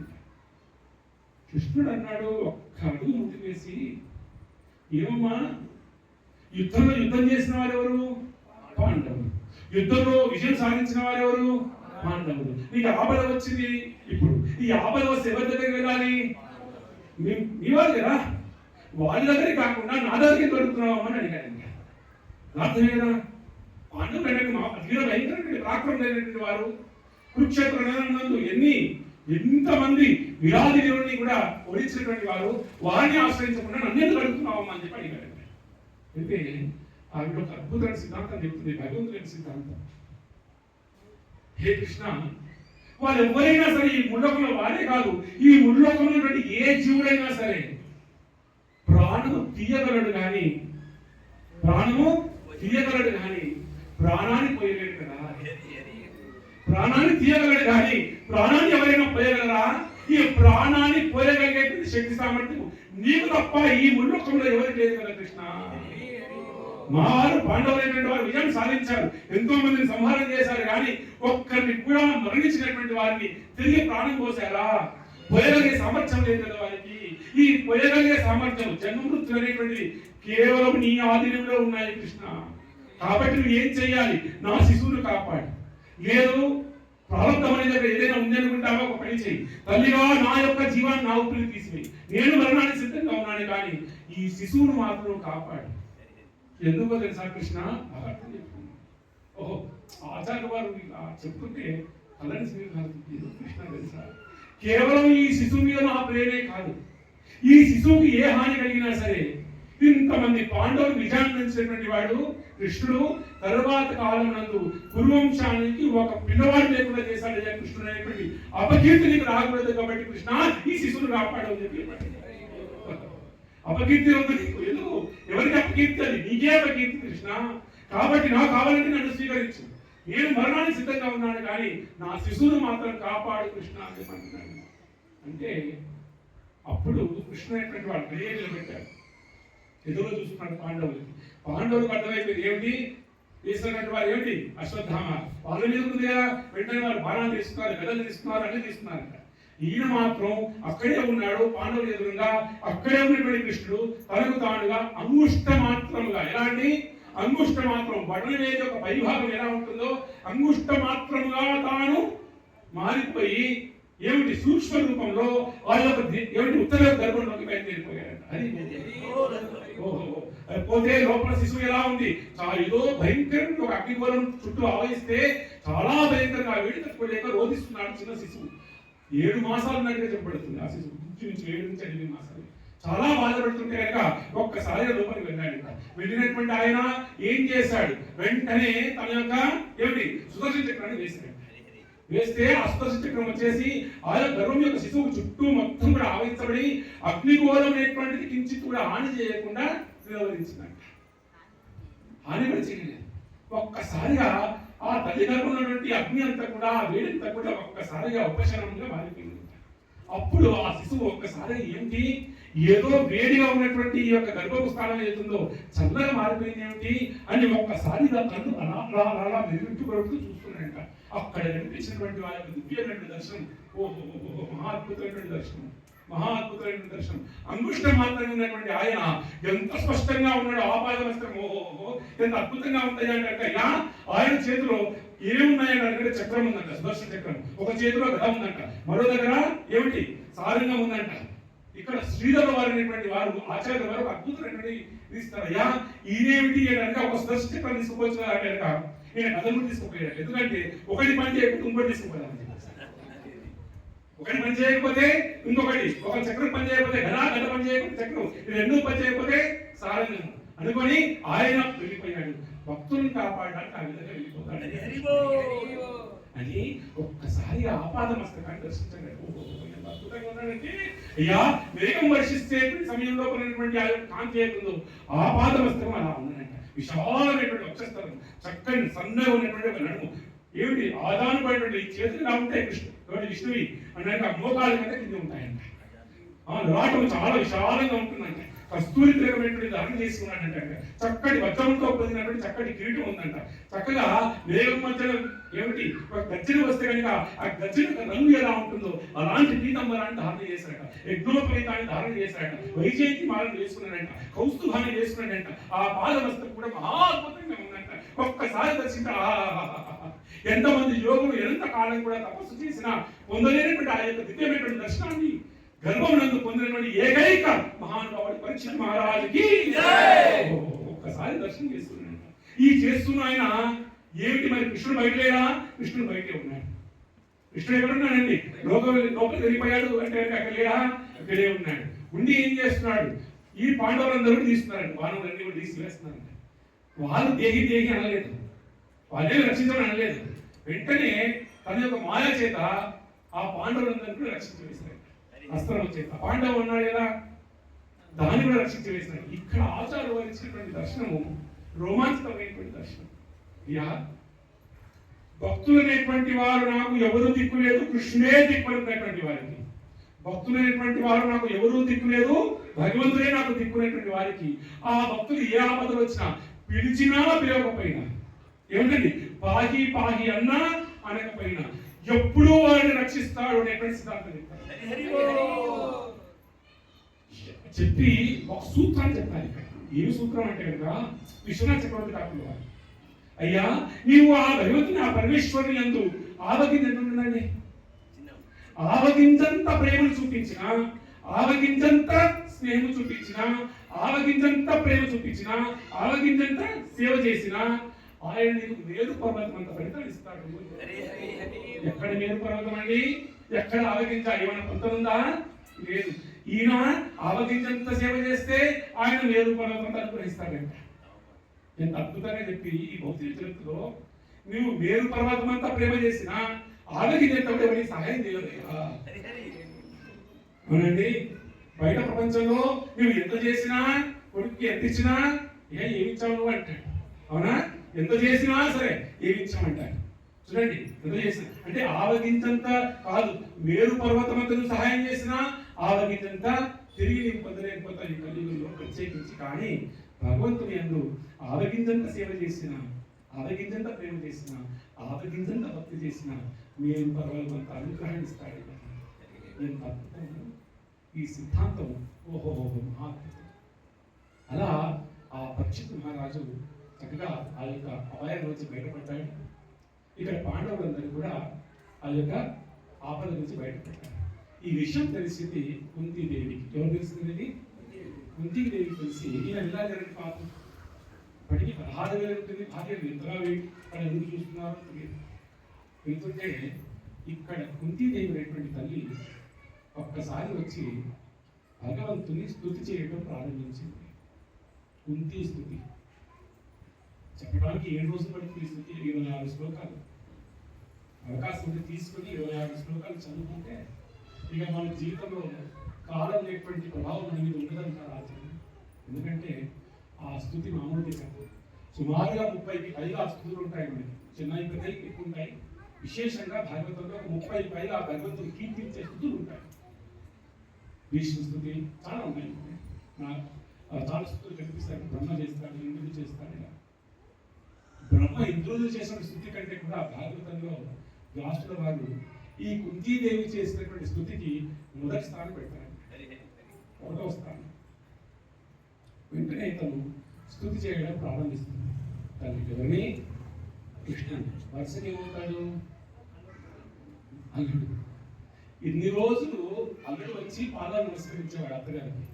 ఈవిడేం చేసేది? ఆశీర్వచనం అయ్యా అని చెప్పి. ఈనాడు చిట్ట చివరిగా ఈ కురువంశాన్ని నిలబెట్టినటువంటి వాడు కృష్ణుడు. ఈరోజు అప్పుడు అంటుంది, అయ్యా హే కృష్ణ, హే జనార్దన నమస్కారం. నేను ఎవరో కాదు, అంతర్బాహిర్. అయ్యా అంతరం నుండి జీవం నిలబెట్టి వాడి నీవే, బాహ్యమున అందరిని రక్షించేవాడి నీవే, ఆంతరమున బాహ్యమున సమస్తము కూడా నీవేనయ్యా అంటూ ఒకసారి కీర్తించడం ప్రారంభించినట. ఎవరండి? ఎంత అద్భుతమో ఈ యొక్క కీర్తన, ఈ స్థుతి! మహాద్భుతం, మహాద్భుతం. అది స్థుతి చేస్తూ శ్లోకయుక్తంగా పెడితే ఒక మాధుర్యం. కానీ చాలా వెళ్ళాలి మన ప్రయాణం. ఇక్కడే ఉన్నా ఈరోజు కథను చాలా పరిగెత్తించేసాం. కుంతీదేవి స్థుతి చేస్తూ అంటుందంటే, అయ్యా కృష్ణ, నీవే సమస్తమైనటువంటి జగత్తు నడిపించేటువంటి వాడి నీవే అంటూ ఒక అద్భుతమైనటువంటి సిద్ధాంతం చెప్తుంది ఇక్కడ. హే కృష్ణ, నీ యొక్క అవతార విశేషం నిన్ను గురించి తెలుసుకోవడం అనేటువంటిది పరమహంసలకు కూడా సాధ్యపడదు. పరమహంసలు అంటే ఉత్తమోత్తమైనటువంటి స్థితి ఉన్నటువంటి వారు కూడా నీ గురించి, నీ ఇలా విశేషాలు అర్థం చేసుకోలేరు. నీ గురించి మునులు సైతం కూడా నేను అర్థం చేసుకోలేరు. అమలైనటువంటి వారు అంటే హృదయమునందు కూడా ఏ మాత్రం కూడా మాలిన్యము లేనటువంటి వారు, అమలాత్మలు అంటాము. అలాంటి వారు కూడా నేను అర్థం చేసుకోలేరు. అయ్యా మునులు అర్థం చేసుకోలేరు, పరమహంసలు అర్థం చేసుకోలేరు. అమలాత్మ అంటే ఏమిటి? హృదయమునందు కూడా ఏ మాత్రం మాలిన్యం లేనటువంటి వారు, రాగద్వేషం లేనటువంటి వారు, కామం లేనటువంటి వారు, కోరికలు లేనటువంటి వారు, అంతటి మహానుభైనటువంటి వారు కూడా నేను అర్థం చేసుకోలేరయ్యా. స్త్రీని, నేను సాధారణ స్త్రీని, మీరు ఇలా నేను అర్థం చేసుకోవాలని చెప్పి కృష్ణ. నేను ఎలా అర్థం చేసుకోను అని తనకు తానుగా తన స్థాయిని చెబుతుంది తల్లి. కానీ వ్యాసుడు మాత్రం ఈ తల్లిని భక్తులలో ఇలా పెట్టాడు అన్నమాట. భక్తురాలు మాత్రం తను ఇలా అనుకుంటుంది. ఇది భక్తుడి లక్షణం అన్నారు. భక్తులు ఎప్పుడు కూడా అయ్యో నేను గొప్పవాడిని 16 మాలు చేశారు 16 మాలు చేస్తున్నాను ఏకాదశి పాటిస్తున్నాను భాగవతం మొత్తం వచ్చేసింది ఏకధాటిగా చెప్పగలను ఏమి చూసుకోకుండా చెప్పగలను అహంకారమా పడదు. వైష్ణవ సాంప్రదాయంలో అలాంటిది లేదు. ఏమో 4 మాటలు వచ్చాయి సరిపోయిందా లేదు లేదన్నా నిర్ణయించవలసిన ఆ ఈశ్వరుడు ఎవరు ఎక్కడ స్థాయిలో ఉన్నటువంటి ఇలా తను ఇంత స్థాయిలో ఉంటే తనేమనుకుంటుంది నేను ఒక మామూలు స్త్రీని అర్థం చేసుకోవాలి. నీవు అందరూ అనుకుంటాడు ఏమిటి కనుక నువ్వు ఏదో అవతరించాలి ఏ కారణాలు చెప్పుకుంటారు కానీ యథార్థంగా నీవు అవతరించాలని కారణం నేను చెప్తాను కృష్ణ అంటూ ఆనాడు భగవంతుడు ఎందుకు వస్తాడో అంటే కారణము అక్కడ నేను సూక్ష్మంగా చెప్పాను. ఎందుకంటే ఈ సస్పెన్స్ మిస్ అవుతుంది కాబట్టి సూక్ష్మంగా చెప్పాను. ఇక్కడ చెప్తుంది తులసి ఎవరు వస్తుంది కుంతీదేవి ద్వారా తెలియజేయబడుతుంది. ఏమని కుంతీదేవి అంటుంది హే కృష్ణ నువ్వు ఎందుకు వస్తావో తెలుసా అవతారం దాల్చేటువంటిది భక్తికి బలము చేకూర్చడం కోసం వస్తావా ఈ ఏదో రక్షించడం కోసమో శిక్షించడం కోసమో కాదయ్యా నువ్వు ఎందుకు వస్తావు ఈ భక్తి దేవికి బలమును అందించడం కోసం శక్తిని అందించడం కోసం భక్తి యొక్క వైభవాన్ని చెప్పడం కోసం భక్తి అనేటువంటి దానికి కీర్తి అందించడం కోసం భక్తి దేవికి బలాన్ని చేకూర్చడం కోసం శక్తిని ఇవ్వడం కోసం వైభవాన్ని ఇవ్వడం కోసం మాత్రమే ఈ భూలోకానికి వస్తావయ్యా. ఒకవేళ నువ్వు భక్తిని వృద్ధి చేయలేదనుకో భక్తికి నువ్వు బలం ఇవ్వలేదనుకో ఒకవేళ నువ్వు రాలేదే అనుకో భక్తి ఎలా ఆచరించబడుతుంది? భక్తిని ఆచరించడానికి ఏం కావాలి అంటే కనుక అయ్యా ఏమిటి భక్తికి నవవిధ భక్తులు శ్రవణం కీర్తనం శ్రవణం కుటుంబం ఏం చేయాలి? ఒకవేళ నీవే భక్తి దేవి కోసం బలం చేయవచ్చు బుర్రమని రాకపోతే మేము ఎవరి గురించి వినాలి? నువ్వే రాలేదనుకుందాం నీ అవతారాలే లేవనుకుందాం ఎవరి గురించి మేము వినాలి?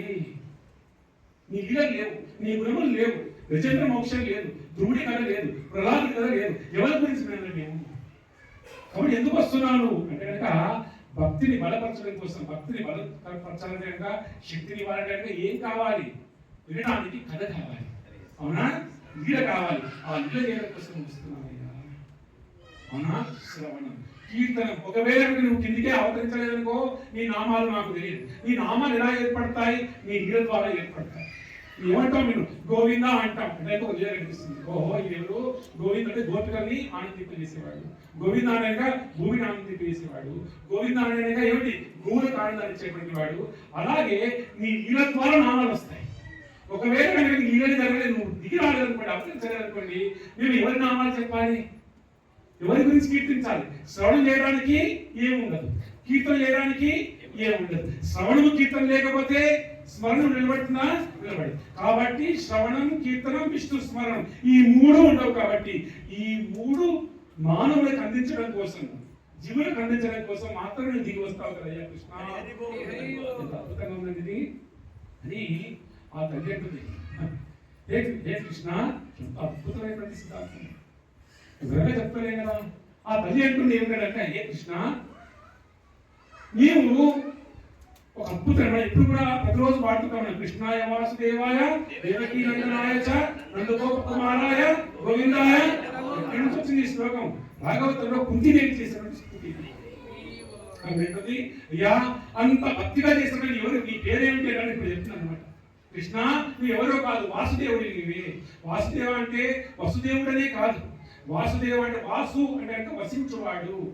దేవ అంటే ఎవరి యొక్క లోపల వసిస్తూ నివసిస్తూ దేవ అంటే నిత్యమై శాశ్వతమై వెలిగేటువంటి వాడు అన్నారు.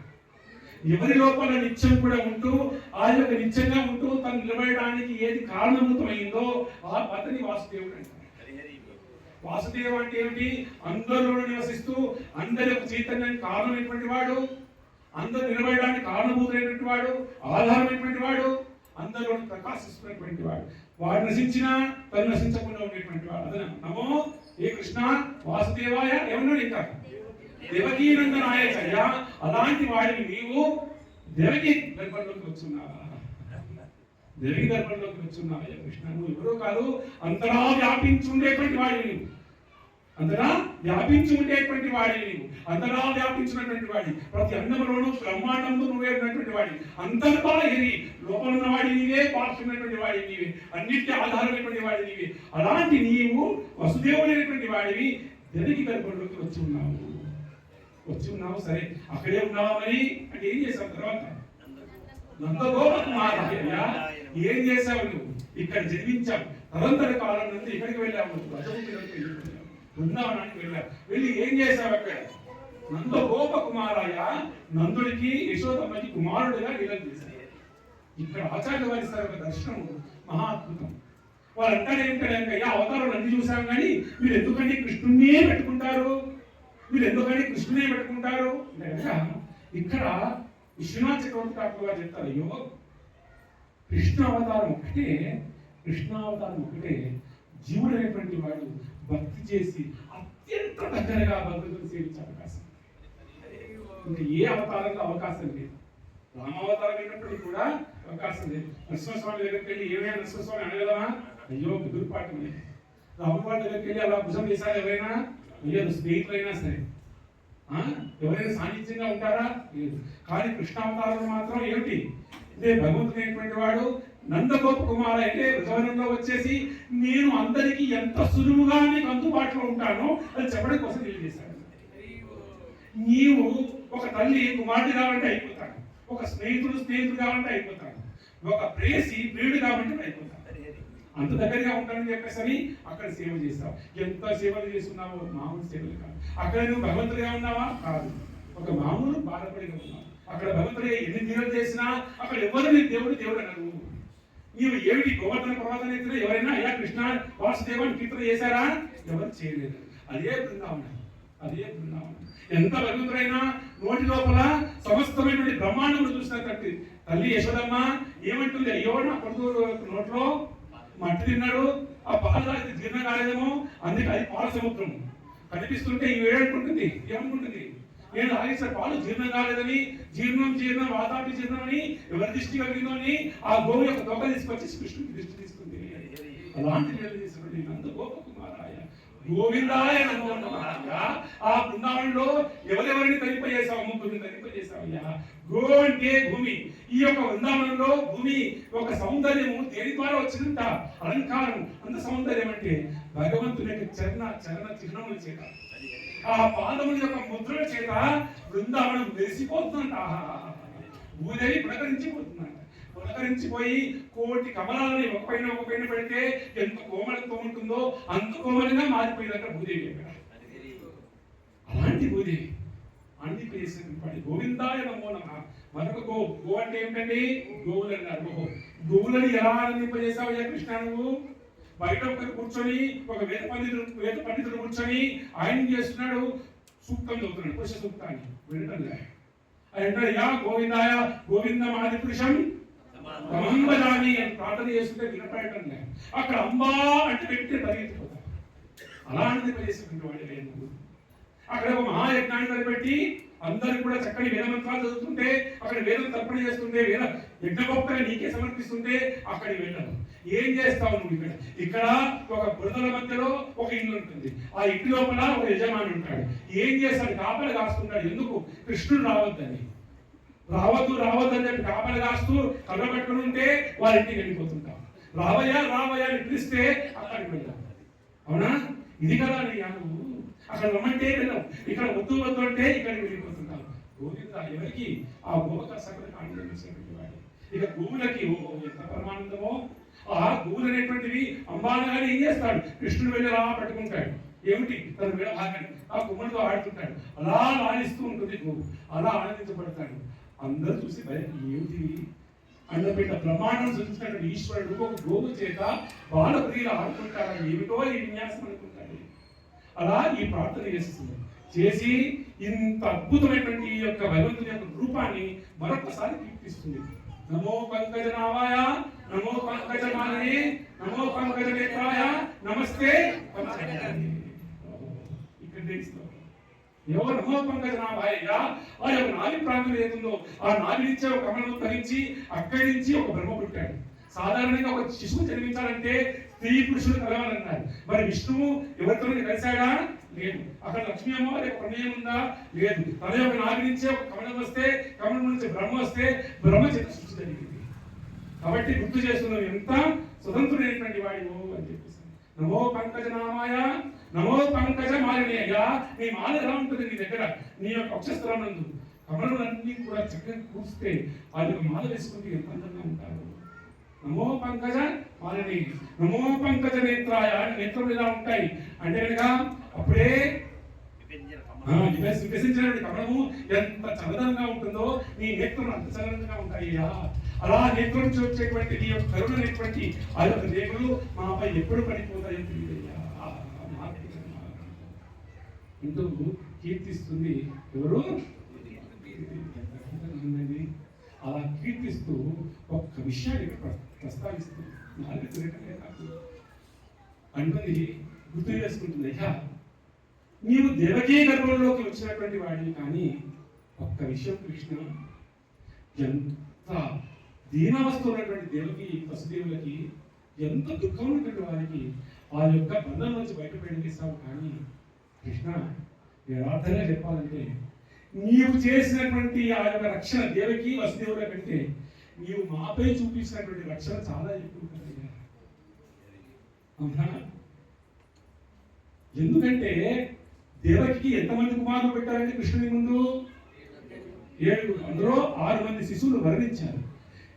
కానీ దేవకి అంతమంది శిశువులు మరణిస్తే మరణ సమయం నందు నువ్వు రక్షించావా? రక్షించలేదు. కానీ నా కుమారుని 5 మంది ఉంటే 5 మందిని రక్షించావు. అంటే ఏమిటి అర్థం?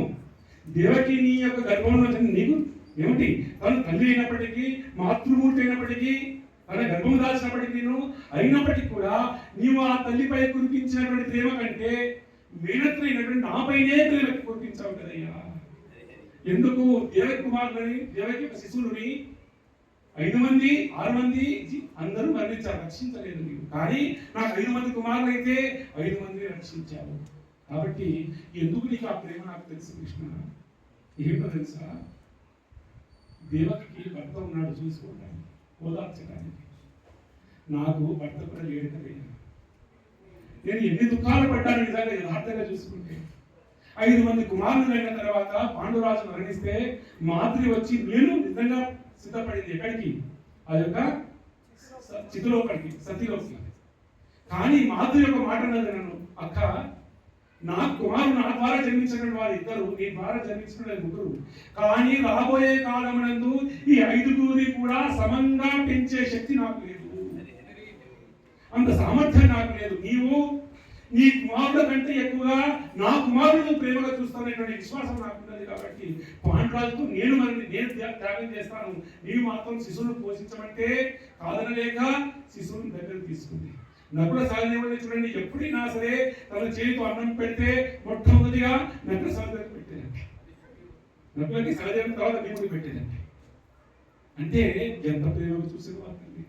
అలా ఈ 5 మంది కుమారులను పెట్టుకొని భర్త లేకపోతే ఎక్కడికి తిరిగి రాజ్యంలోకి వస్తే అందరూ నిందించాలి, కూడట అన్నారు. ఎవరి ద్వారా జన్మించిన వారిని పాండురాజు కుమారులు కాదన్నారు. చాలా బాధలు పెట్టారు. ఎన్ని మాటలు అన్నారు, ఆ మాటలకే దేహత్యాగం చేయాలి నేను. కానీ ఆనాడు విదురుడు వచ్చాడు, 4 మాటలు చెప్పి పెద్దవాడిని ఏంటి ఒప్పించి ఈ రాజు ప్రవేశం చేశాం. గుర్తింపు వచ్చింది, నా కుమారుడు రాజకుమారుడు. కానీ ఏనాడు నాకు దుఃఖం లేకుండా లేదు కదా కృష్ణ. ఏమిటి నా కుమారులకు జరిగింది? విషప్రయోగం జరిగింది. ఏమిటి? లంకింట్లోకి తీసుకెళ్లారు, అడవిలో సంహారం చేయాలనుకున్నారు. రాక్షసుల ద్వారా ఆపద కలిగింది. ఎంతమంది రాక్షసులు సంహారం చేయడం కోసం వచ్చారు. ఎన్ని శాపాలు, ఎన్ని దుఃఖాలు, ఎన్ని కష్టాలు. చిట్ట చివరిగా కురుక్షేత్రంలో నా యొక్క కుమారులందరి పక్షాన ఇంతమంది, ఎంతమంది నేను కోల్పోయానో తెలియదు. తరంతరకాలం నా కుమారులందరూ మరణించారు కదా. ప్రత్యేకించి పద్మవ్యూహంలో మరణించినటువంటి తన మనవడు ఒకటి ఎంత ఘోరంగా మరణించాడు. ఇన్ని దుఃఖాలు దాచుకుంది. ఇంతకంటే ఈ భూమండలంలో ఇంకా ఎవరికైనా దుఃఖంలో ఉన్నాయా చెప్పండి? ఎవరికైనా సరే, ఏ భక్తులకైనా ఇంతకంటే ఎక్కువ మీకు దుఃఖంలో ఉన్నాయని చెప్పేటువంటి ఎవరికైనా ఉందా? ఇన్ని దుఃఖాలు నేను భరించి ఉన్నాను కృష్ణ. ఇన్ని దుఃఖాలను భరించిన తర్వాత ఈనాడు నువ్వు ఏం చేస్తున్నావు? వెళ్ళిపోదాం అంటున్నావు. ఇప్పుడు నువ్వు వెళ్ళిపోదాం అంటుంటే నాకు అనిపిస్తుంది, ఏమిటి ఇన్ని రోజులు మా దగ్గర ఎందుకున్నామంటే అనగా మాకు దుఃఖములు వచ్చాయి కాబట్టే మా దగ్గర ఉన్నావు. ఈనాడు మాకు దుఃఖములు తొలగిపోయాయి కాబట్టి నువ్వు వెళ్తానంటున్నావు. అవునా? ఈ రోజు మాకు దుఃఖములు వచ్చాయి కాబట్టి ఈ రోజు మా దగ్గరే ఉన్నావు. కానీ ఈనాడు ఏం చేస్తున్నావు? అంతా ఏర్పాటైందని, నీ పాత్ర అయిపోయిందని, మాకు దుఃఖములు పోయాయని భావన చేసి నువ్వు వెళ్ళిపోతున్నావు. కాబట్టి కృష్ణ, నువ్వు వెళ్ళిపోవడం అనేటువంటిదే నాకు యథార్థమైన దుఃఖం. ఇప్పుడు నువ్వు ఇక్కడ ఉండాలంటే ఏం చేయాలి? నాకు నాకు ఎప్పుడూ సదా దుఃఖం. ఏ దుఃఖములైతే కనుక నాకు చిన్న ప్రాయం నుంచి వచ్చి ఉన్నాయో ఆ దుఃఖములని పదే పదే పదే పదే విపదం ఎప్పుడు నాకు ఆ విపత్తులు ఇస్తూనే ఉండు. తద్వారా విపత్తులు ఎప్పుడు వచ్చినా సరే నేను నీ యొక్క నామాన్ని ఆశ్రయిస్తాను. నీ నామాన్ని ఎప్పుడు ఆశ్రయిస్తే నీవు సదా నాకు దర్శనమిస్తూనే ఉంటావు కృష్ణ. ఇంత ధైర్యము భాగవతంలో 18,000 శ్లోకాలు ఎంత గొప్ప భక్తులు చేయలేకపోయారండి. ఎవరు చేయలేకపోయారు. ఒక గొప్ప సఖి గొప్ప అంటూ అద్భుతంగా స్తుతి చేస్తుంది. ఎవరండి? అయ్యా నాకు ఒక సిద్ధాంతం చెప్తుంది ఇక్కడ. ఏమిటి ఇక్కడ నాకు ఏది సంతోషం అంటే నీ దర్శనం ఎప్పుడు ఉంటుందో అదే నాకు సంతోషం. నీ యొక్క దర్శనం ఎప్పుడు పోతుందో అదే నాకు దుఃఖం. ఇప్పుడు నాకు ఉన్నటువంటి దుఃఖాలు ఏమి నాకు దుఃఖాలు కావు. ఎందుకు? ఆ దుఃఖం ద్వారా నేను పట్టుకుంటున్నాను కాబట్టి. ఇప్పుడు నాకు దుఃఖాలు సహాయం చేశాయా? నాకు ఏమిటి శాపం పెట్టాయా? సహాయం చేశాయా? ఇంత స్థితి భక్తులు కావడం ప్రధానం. భాగవత ధర్మం ఇదే. ఇక్కడ మీరు ఏ భక్తులని చూసుకోండి. ఏమిటండి పాండవుల కంటే దుఃఖపడేవారు ఎవరున్నారండి? పక్కన కృష్ణుడు లేడా? ఇప్పుడు ఏమైనా కృష్ణుడు చూడడం లేదు. కృష్ణుడు పక్కనే ఉన్నా పాండవులకు ఏమైనా దుఃఖాలు తప్పాయా? కుంది లేక దుఃఖం తప్పిందా? ఇంత దుఃఖాలు పడ్డా సరే అయినా కృష్ణుని ఏమైనా నిలుస్తుందా? ఎప్పుడైనా ఒక మాట అన్నదా? ఏమంటుంది? ఏ దుఃఖముల ద్వారా నువ్వు దర్శనం పొందుతావో ఆ దుఃఖం నాకు పదే పదే రానివు. తద్వారా సదా నీ దర్శనమే మాకు కావాలి. నీ దర్శనమే మాకు సుఖము. నీ దర్శనం లేకపోతే అదే మాకు దుఃఖము అని చెబుతూ కృష్ణ నీ యొక్క లీలా విశేషాలు అర్థం అవుతుంది నాకు. ఎందుకంటే అసలు నీకు అర్థం అవట్లేదు నాకు. ఎందుకంటే ఎలా అర్థం చేసుకోవాలి నేను? నువ్వు మానవ రూపంలో వస్తావు ఒకసారి రాక్షస రూపంలో వస్తావు, ఒకసారి జంతు రూపంలో వస్తావు, ఒకసారి మత్స్య రూపంలో వస్తావు. ఇన్ని రూపాలు ఇన్ని జీవరాశుల్లో ఏ జీవరాశులో అవతరిస్తావో మనకు తెలియదు. మత్స్య రూపంలో వస్తాడు, కుర్మ రూపంలో వస్తాడు, సింహ రూపంలో వస్తాడు, చిన్న పిల్లవాడి వస్తాడు. ఎన్ని రూపాలు వస్తాడో ఇన్ని రూపాలను వస్తున్నావు కృష్ణ. నీ యొక్క అవతారం యొక్క విశేషం నేను చెప్పలేకపోతున్నాను. కానీ నాకు ఒక్కసారి మాత్రం నీ లీల విన్న తర్వాత నేనే ఆశ్చర్యచకితులైపోయాను. అంటే నేనే ఒకసారి అట్లా భయపడిపోయాను, ఇలా ఆశ్చర్యపోయాను. ఎందుకంటే కృష్ణ ఇంతకుముందు నువ్వు చేసింది ఏంటి? ఈ గురువంశానికి అంకురమైనటువంటి పరిస్థితిని రక్షించడం కోసం ఏం చేశావు? వెంటనే అక్కడ వెళ్ళిపోయి నీ యొక్క సురక్షితం చేత రక్షించావు. అంటే అలాంటి అభయంతో ఉన్నటువంటి ఆ తల్లిని కాపాడాను. కానీ ఒకనాడు దీపావళి రోజు నేను వచ్చాను బృందావనం ఉంటే కనుక. ఆనాడు దీపావళి. ఆనాడు నువ్వు లేచి ఏం చేస్తావు? అన్నింటిలో వెన్నంతా పడవేస్తే ఏం జరిగింది? యశోదమ్మ చేతిలో కర్ర పట్టుకుంది, మరో చేతిలో తాడు పట్టుకుంది, నీ కోసం పరిగెడుతుంది. నేను చూశాను ఆ నీళ్ళని. చూస్తే ఏమైంది? కృష్ణుడు పరిగెడుతున్నాడు, నువ్వు పట్టుకుంటున్నావు. ఆ నీళ్ళని ఇప్పుడు చెప్పుకోలేం కదా, మనకు తెలుసు కదా. అలా పరిగెత్తి ధ్యానం చేస్తుంది తల్లి. చూడండి ఎంత అద్భుతమైనది. ధ్యానం చేస్తూ అంటుంది, అయ్యా నిన్ను పట్టుకోవడం కోసం ఆ తల్లి పరిగెడుతూ ఒక్కసారి నిన్ను పట్టుకొని ఆ కర్ర తీసుకొని నిన్ను అలా దండించడానికి పోతుంటే నువ్వు ఆ రోజున ఎలా ఉంది నీ యొక్క రూపం అనేటువంటిది?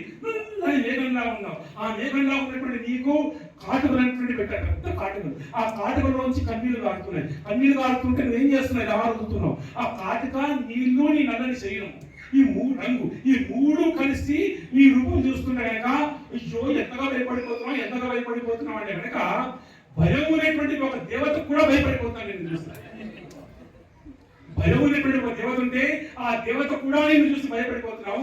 నాకు అనిపించింది నిజంగా నువ్వు నడుస్తున్నట్టు కాదు, యథార్థంగా నువ్వు భయపడుతున్నటువంటి నీవు నా కుమారుడు నా ఈ వంశాంకురాన్ని కాపాడడం కోసం అలా వచ్చి సుదర్శన చక్రాన్ని ఇస్తావా?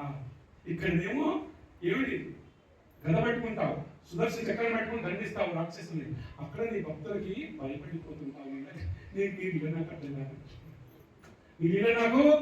కాదు కృష్ణ. ఎంత గొప్పమైనటువంటి వాడు. ఇంత దర్శనం ఎక్కడ ఉంది చెప్పండి? ఎవరు చేశారు ఈ దర్శనాన్ని? ఇలా చేస్తూ ఆ తల్లి అంటుంది, కృష్ణ ఇంతగా నేను అంటున్నానే, ఒక్క వరం మాత్రం నాకు ఇవ్వాలి. అసలు నువ్వు ఎందుకు వచ్చావు అంటే కనుక కొందరు అంటారు ఏమిటనక యదువంశమును నిలబెట్టడం కోసం వచ్చామంటారు, కొందరు అంటారు లేదు పాండవులను నిలబెట్టడం కోసం వచ్చామంటారు, కురువంశం నిలబెట్టడం కోసం వచ్చామని కొందరు అంటారు, కొందరు అంటారు భూదేవిని ఏమిటి భారం తగ్గించడం కోసం వచ్చామని కొందరు అంటారు, కొందరు రాక్షసు సంహారం చేయడం కోసం వచ్చామని కొందరు అంటారు. ఇంతమంది అంటారు. కానీ కృష్ణ కృష్ణ నన్ను అనుగ్రహించడం కోసం వచ్చినట్టుండే, నన్ను అనుగ్రహించడం కోసం వచ్చావా కృష్ణ?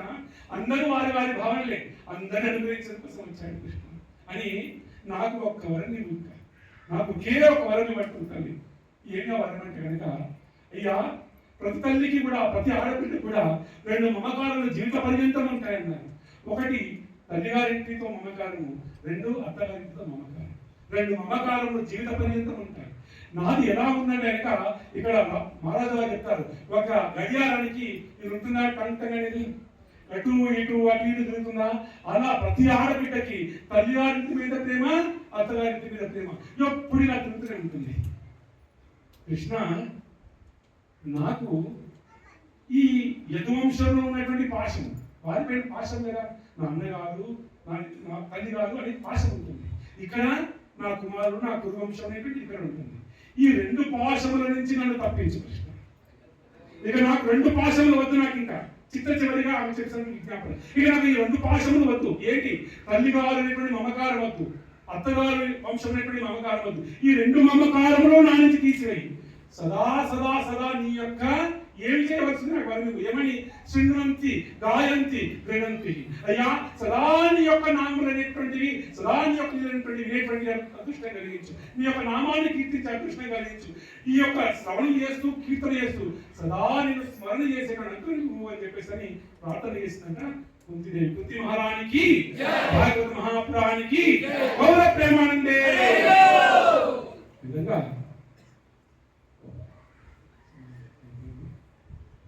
విధంగా కుంతిదేవి కృష్ణుని ప్రార్థన చేసింది.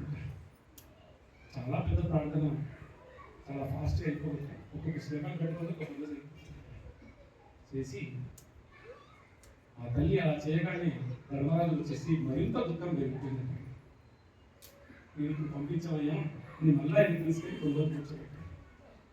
రాజ్య స్వీకరణ చేయడం లేదు, పరిపాలన చేయడం లేదు. ఇక్కడ ఏం చేయాలంట? ఈయనకు ఉపదేశం కావాలి. ఏమిటో కృష్ణుని యొక్క చిత్తం అర్థం కాదు. ఎవరిని సంహారం చేస్తాడో తెలియదు, ఎవరు నిలబెడతాడో తెలియదు. తన భక్తుడు ఎవరు? భీష్ముడు. తన భక్తుడా భీష్ముడు. ఈ భీష్ముడు ఎవరి చేత సంహారం చేయిస్తాడు? అర్జునుడు. ఆయన ఎవరు? ఈయన భక్తుడు. సరే, ఈయనతో ఆయన సంహారం చేయిస్తాడు. ఆయన అంపశైలి మీద ఉంటే ఇప్పుడు ధర్మరాజుకి ఏం చేయాలి అని అనక కొన్ని సూచనలు కావాలి. ఈయన చేయొచ్చు కదా, ఉపదేశం చేయడు. ఆ భీష్ముడిని ఈయన తీసుకెళ్ళాడు. చూడండి, ఎవరిని ఎలా రక్షిస్తాడో, ఎవరిని ఎలా శిక్షిస్తాడో, ఎవరిని ఎలా పాలిస్తాడో, ఎవరిని ఎలా అనుగ్రహిస్తాడో, ఎవరిని ఎలా హక్కును చేర్చుకుంటాడో అంతా ఏమిటి? జగన్నాటక సూత్రధారి. ఆయన ఆటలో అందరం బొమ్మలనే, అందరం ఆయన దగ్గరకు ఆట ఆడుతున్నటువంటి వారిని, ఆయన చేతున్నటువంటి బొమ్మలని. కొన్ని ఏమిటంటే కనుక కొంతమంది కలుపుతాడు, కొంతమందిని విడదీసి చూస్తాడు, కలిపి చూస్తాడు, కొన్ని పాశాలు అంటిస్తాడు, కొన్ని భాషలు తెంచివేస్తాడు. ఇలా మీదటువంటి ఆ కృష్ణ పరమాత్ముడు ఈ భాగవతంలో ఇలా విన్యాసాలు చేస్తూ ఉంటాడు. అలాంటి ఇలా విన్యాసాల క్రమంలో ఈనాడు 4వ రోజున ఇక్కడికి పూర్తి చేసుకున్నాం. రేపటి నాడు ఈ యొక్క ధర్మరాజుని పాండవులను తీసుకెళ్లి భీష్మాచార్యుల ముందు భీష్మ స్థితి చేస్తే అక్కడ భీష్ముడు అనుగ్రహిస్తాడు. తర్వాత కాలం నందు రేపటి రోజున పరీక్షిత్ మహారాజు కలిపురుషుడితో సంవాదం, తర్వాత శృంగి యొక్క శ్రాపము, తర్వాత ఇక్కడ కూర్చోవటం, గంగానది తీరంలో సుఖమణితో కూర్చోవటం. ఇది రేపు పూర్తి చేద్దాము. ఇక తర్వాత 2 రోజుల్లో వారిద్దరి మధ్య జరిగినటువంటి సంభాషణతో మొదటి స్కందం పూర్తి అయిపోతుంది. కొన్ని అంటే అన్ని దాదాపు అన్ని మనం టచ్ చేసాము. డీటెయిల్ కాకపోయినా అన్ని టాపిక్స్ టచ్ చేస్తూ మొదటి స్కందాన్ని పూర్తి చేసేటువంటి కృష్ణ నిర్ణయాలను తప్ప ఇన్ని పూర్తి సరిగ్గా సర్వకృష్ణ పాదాలను స్వస్తి. హరే కృష్ణ.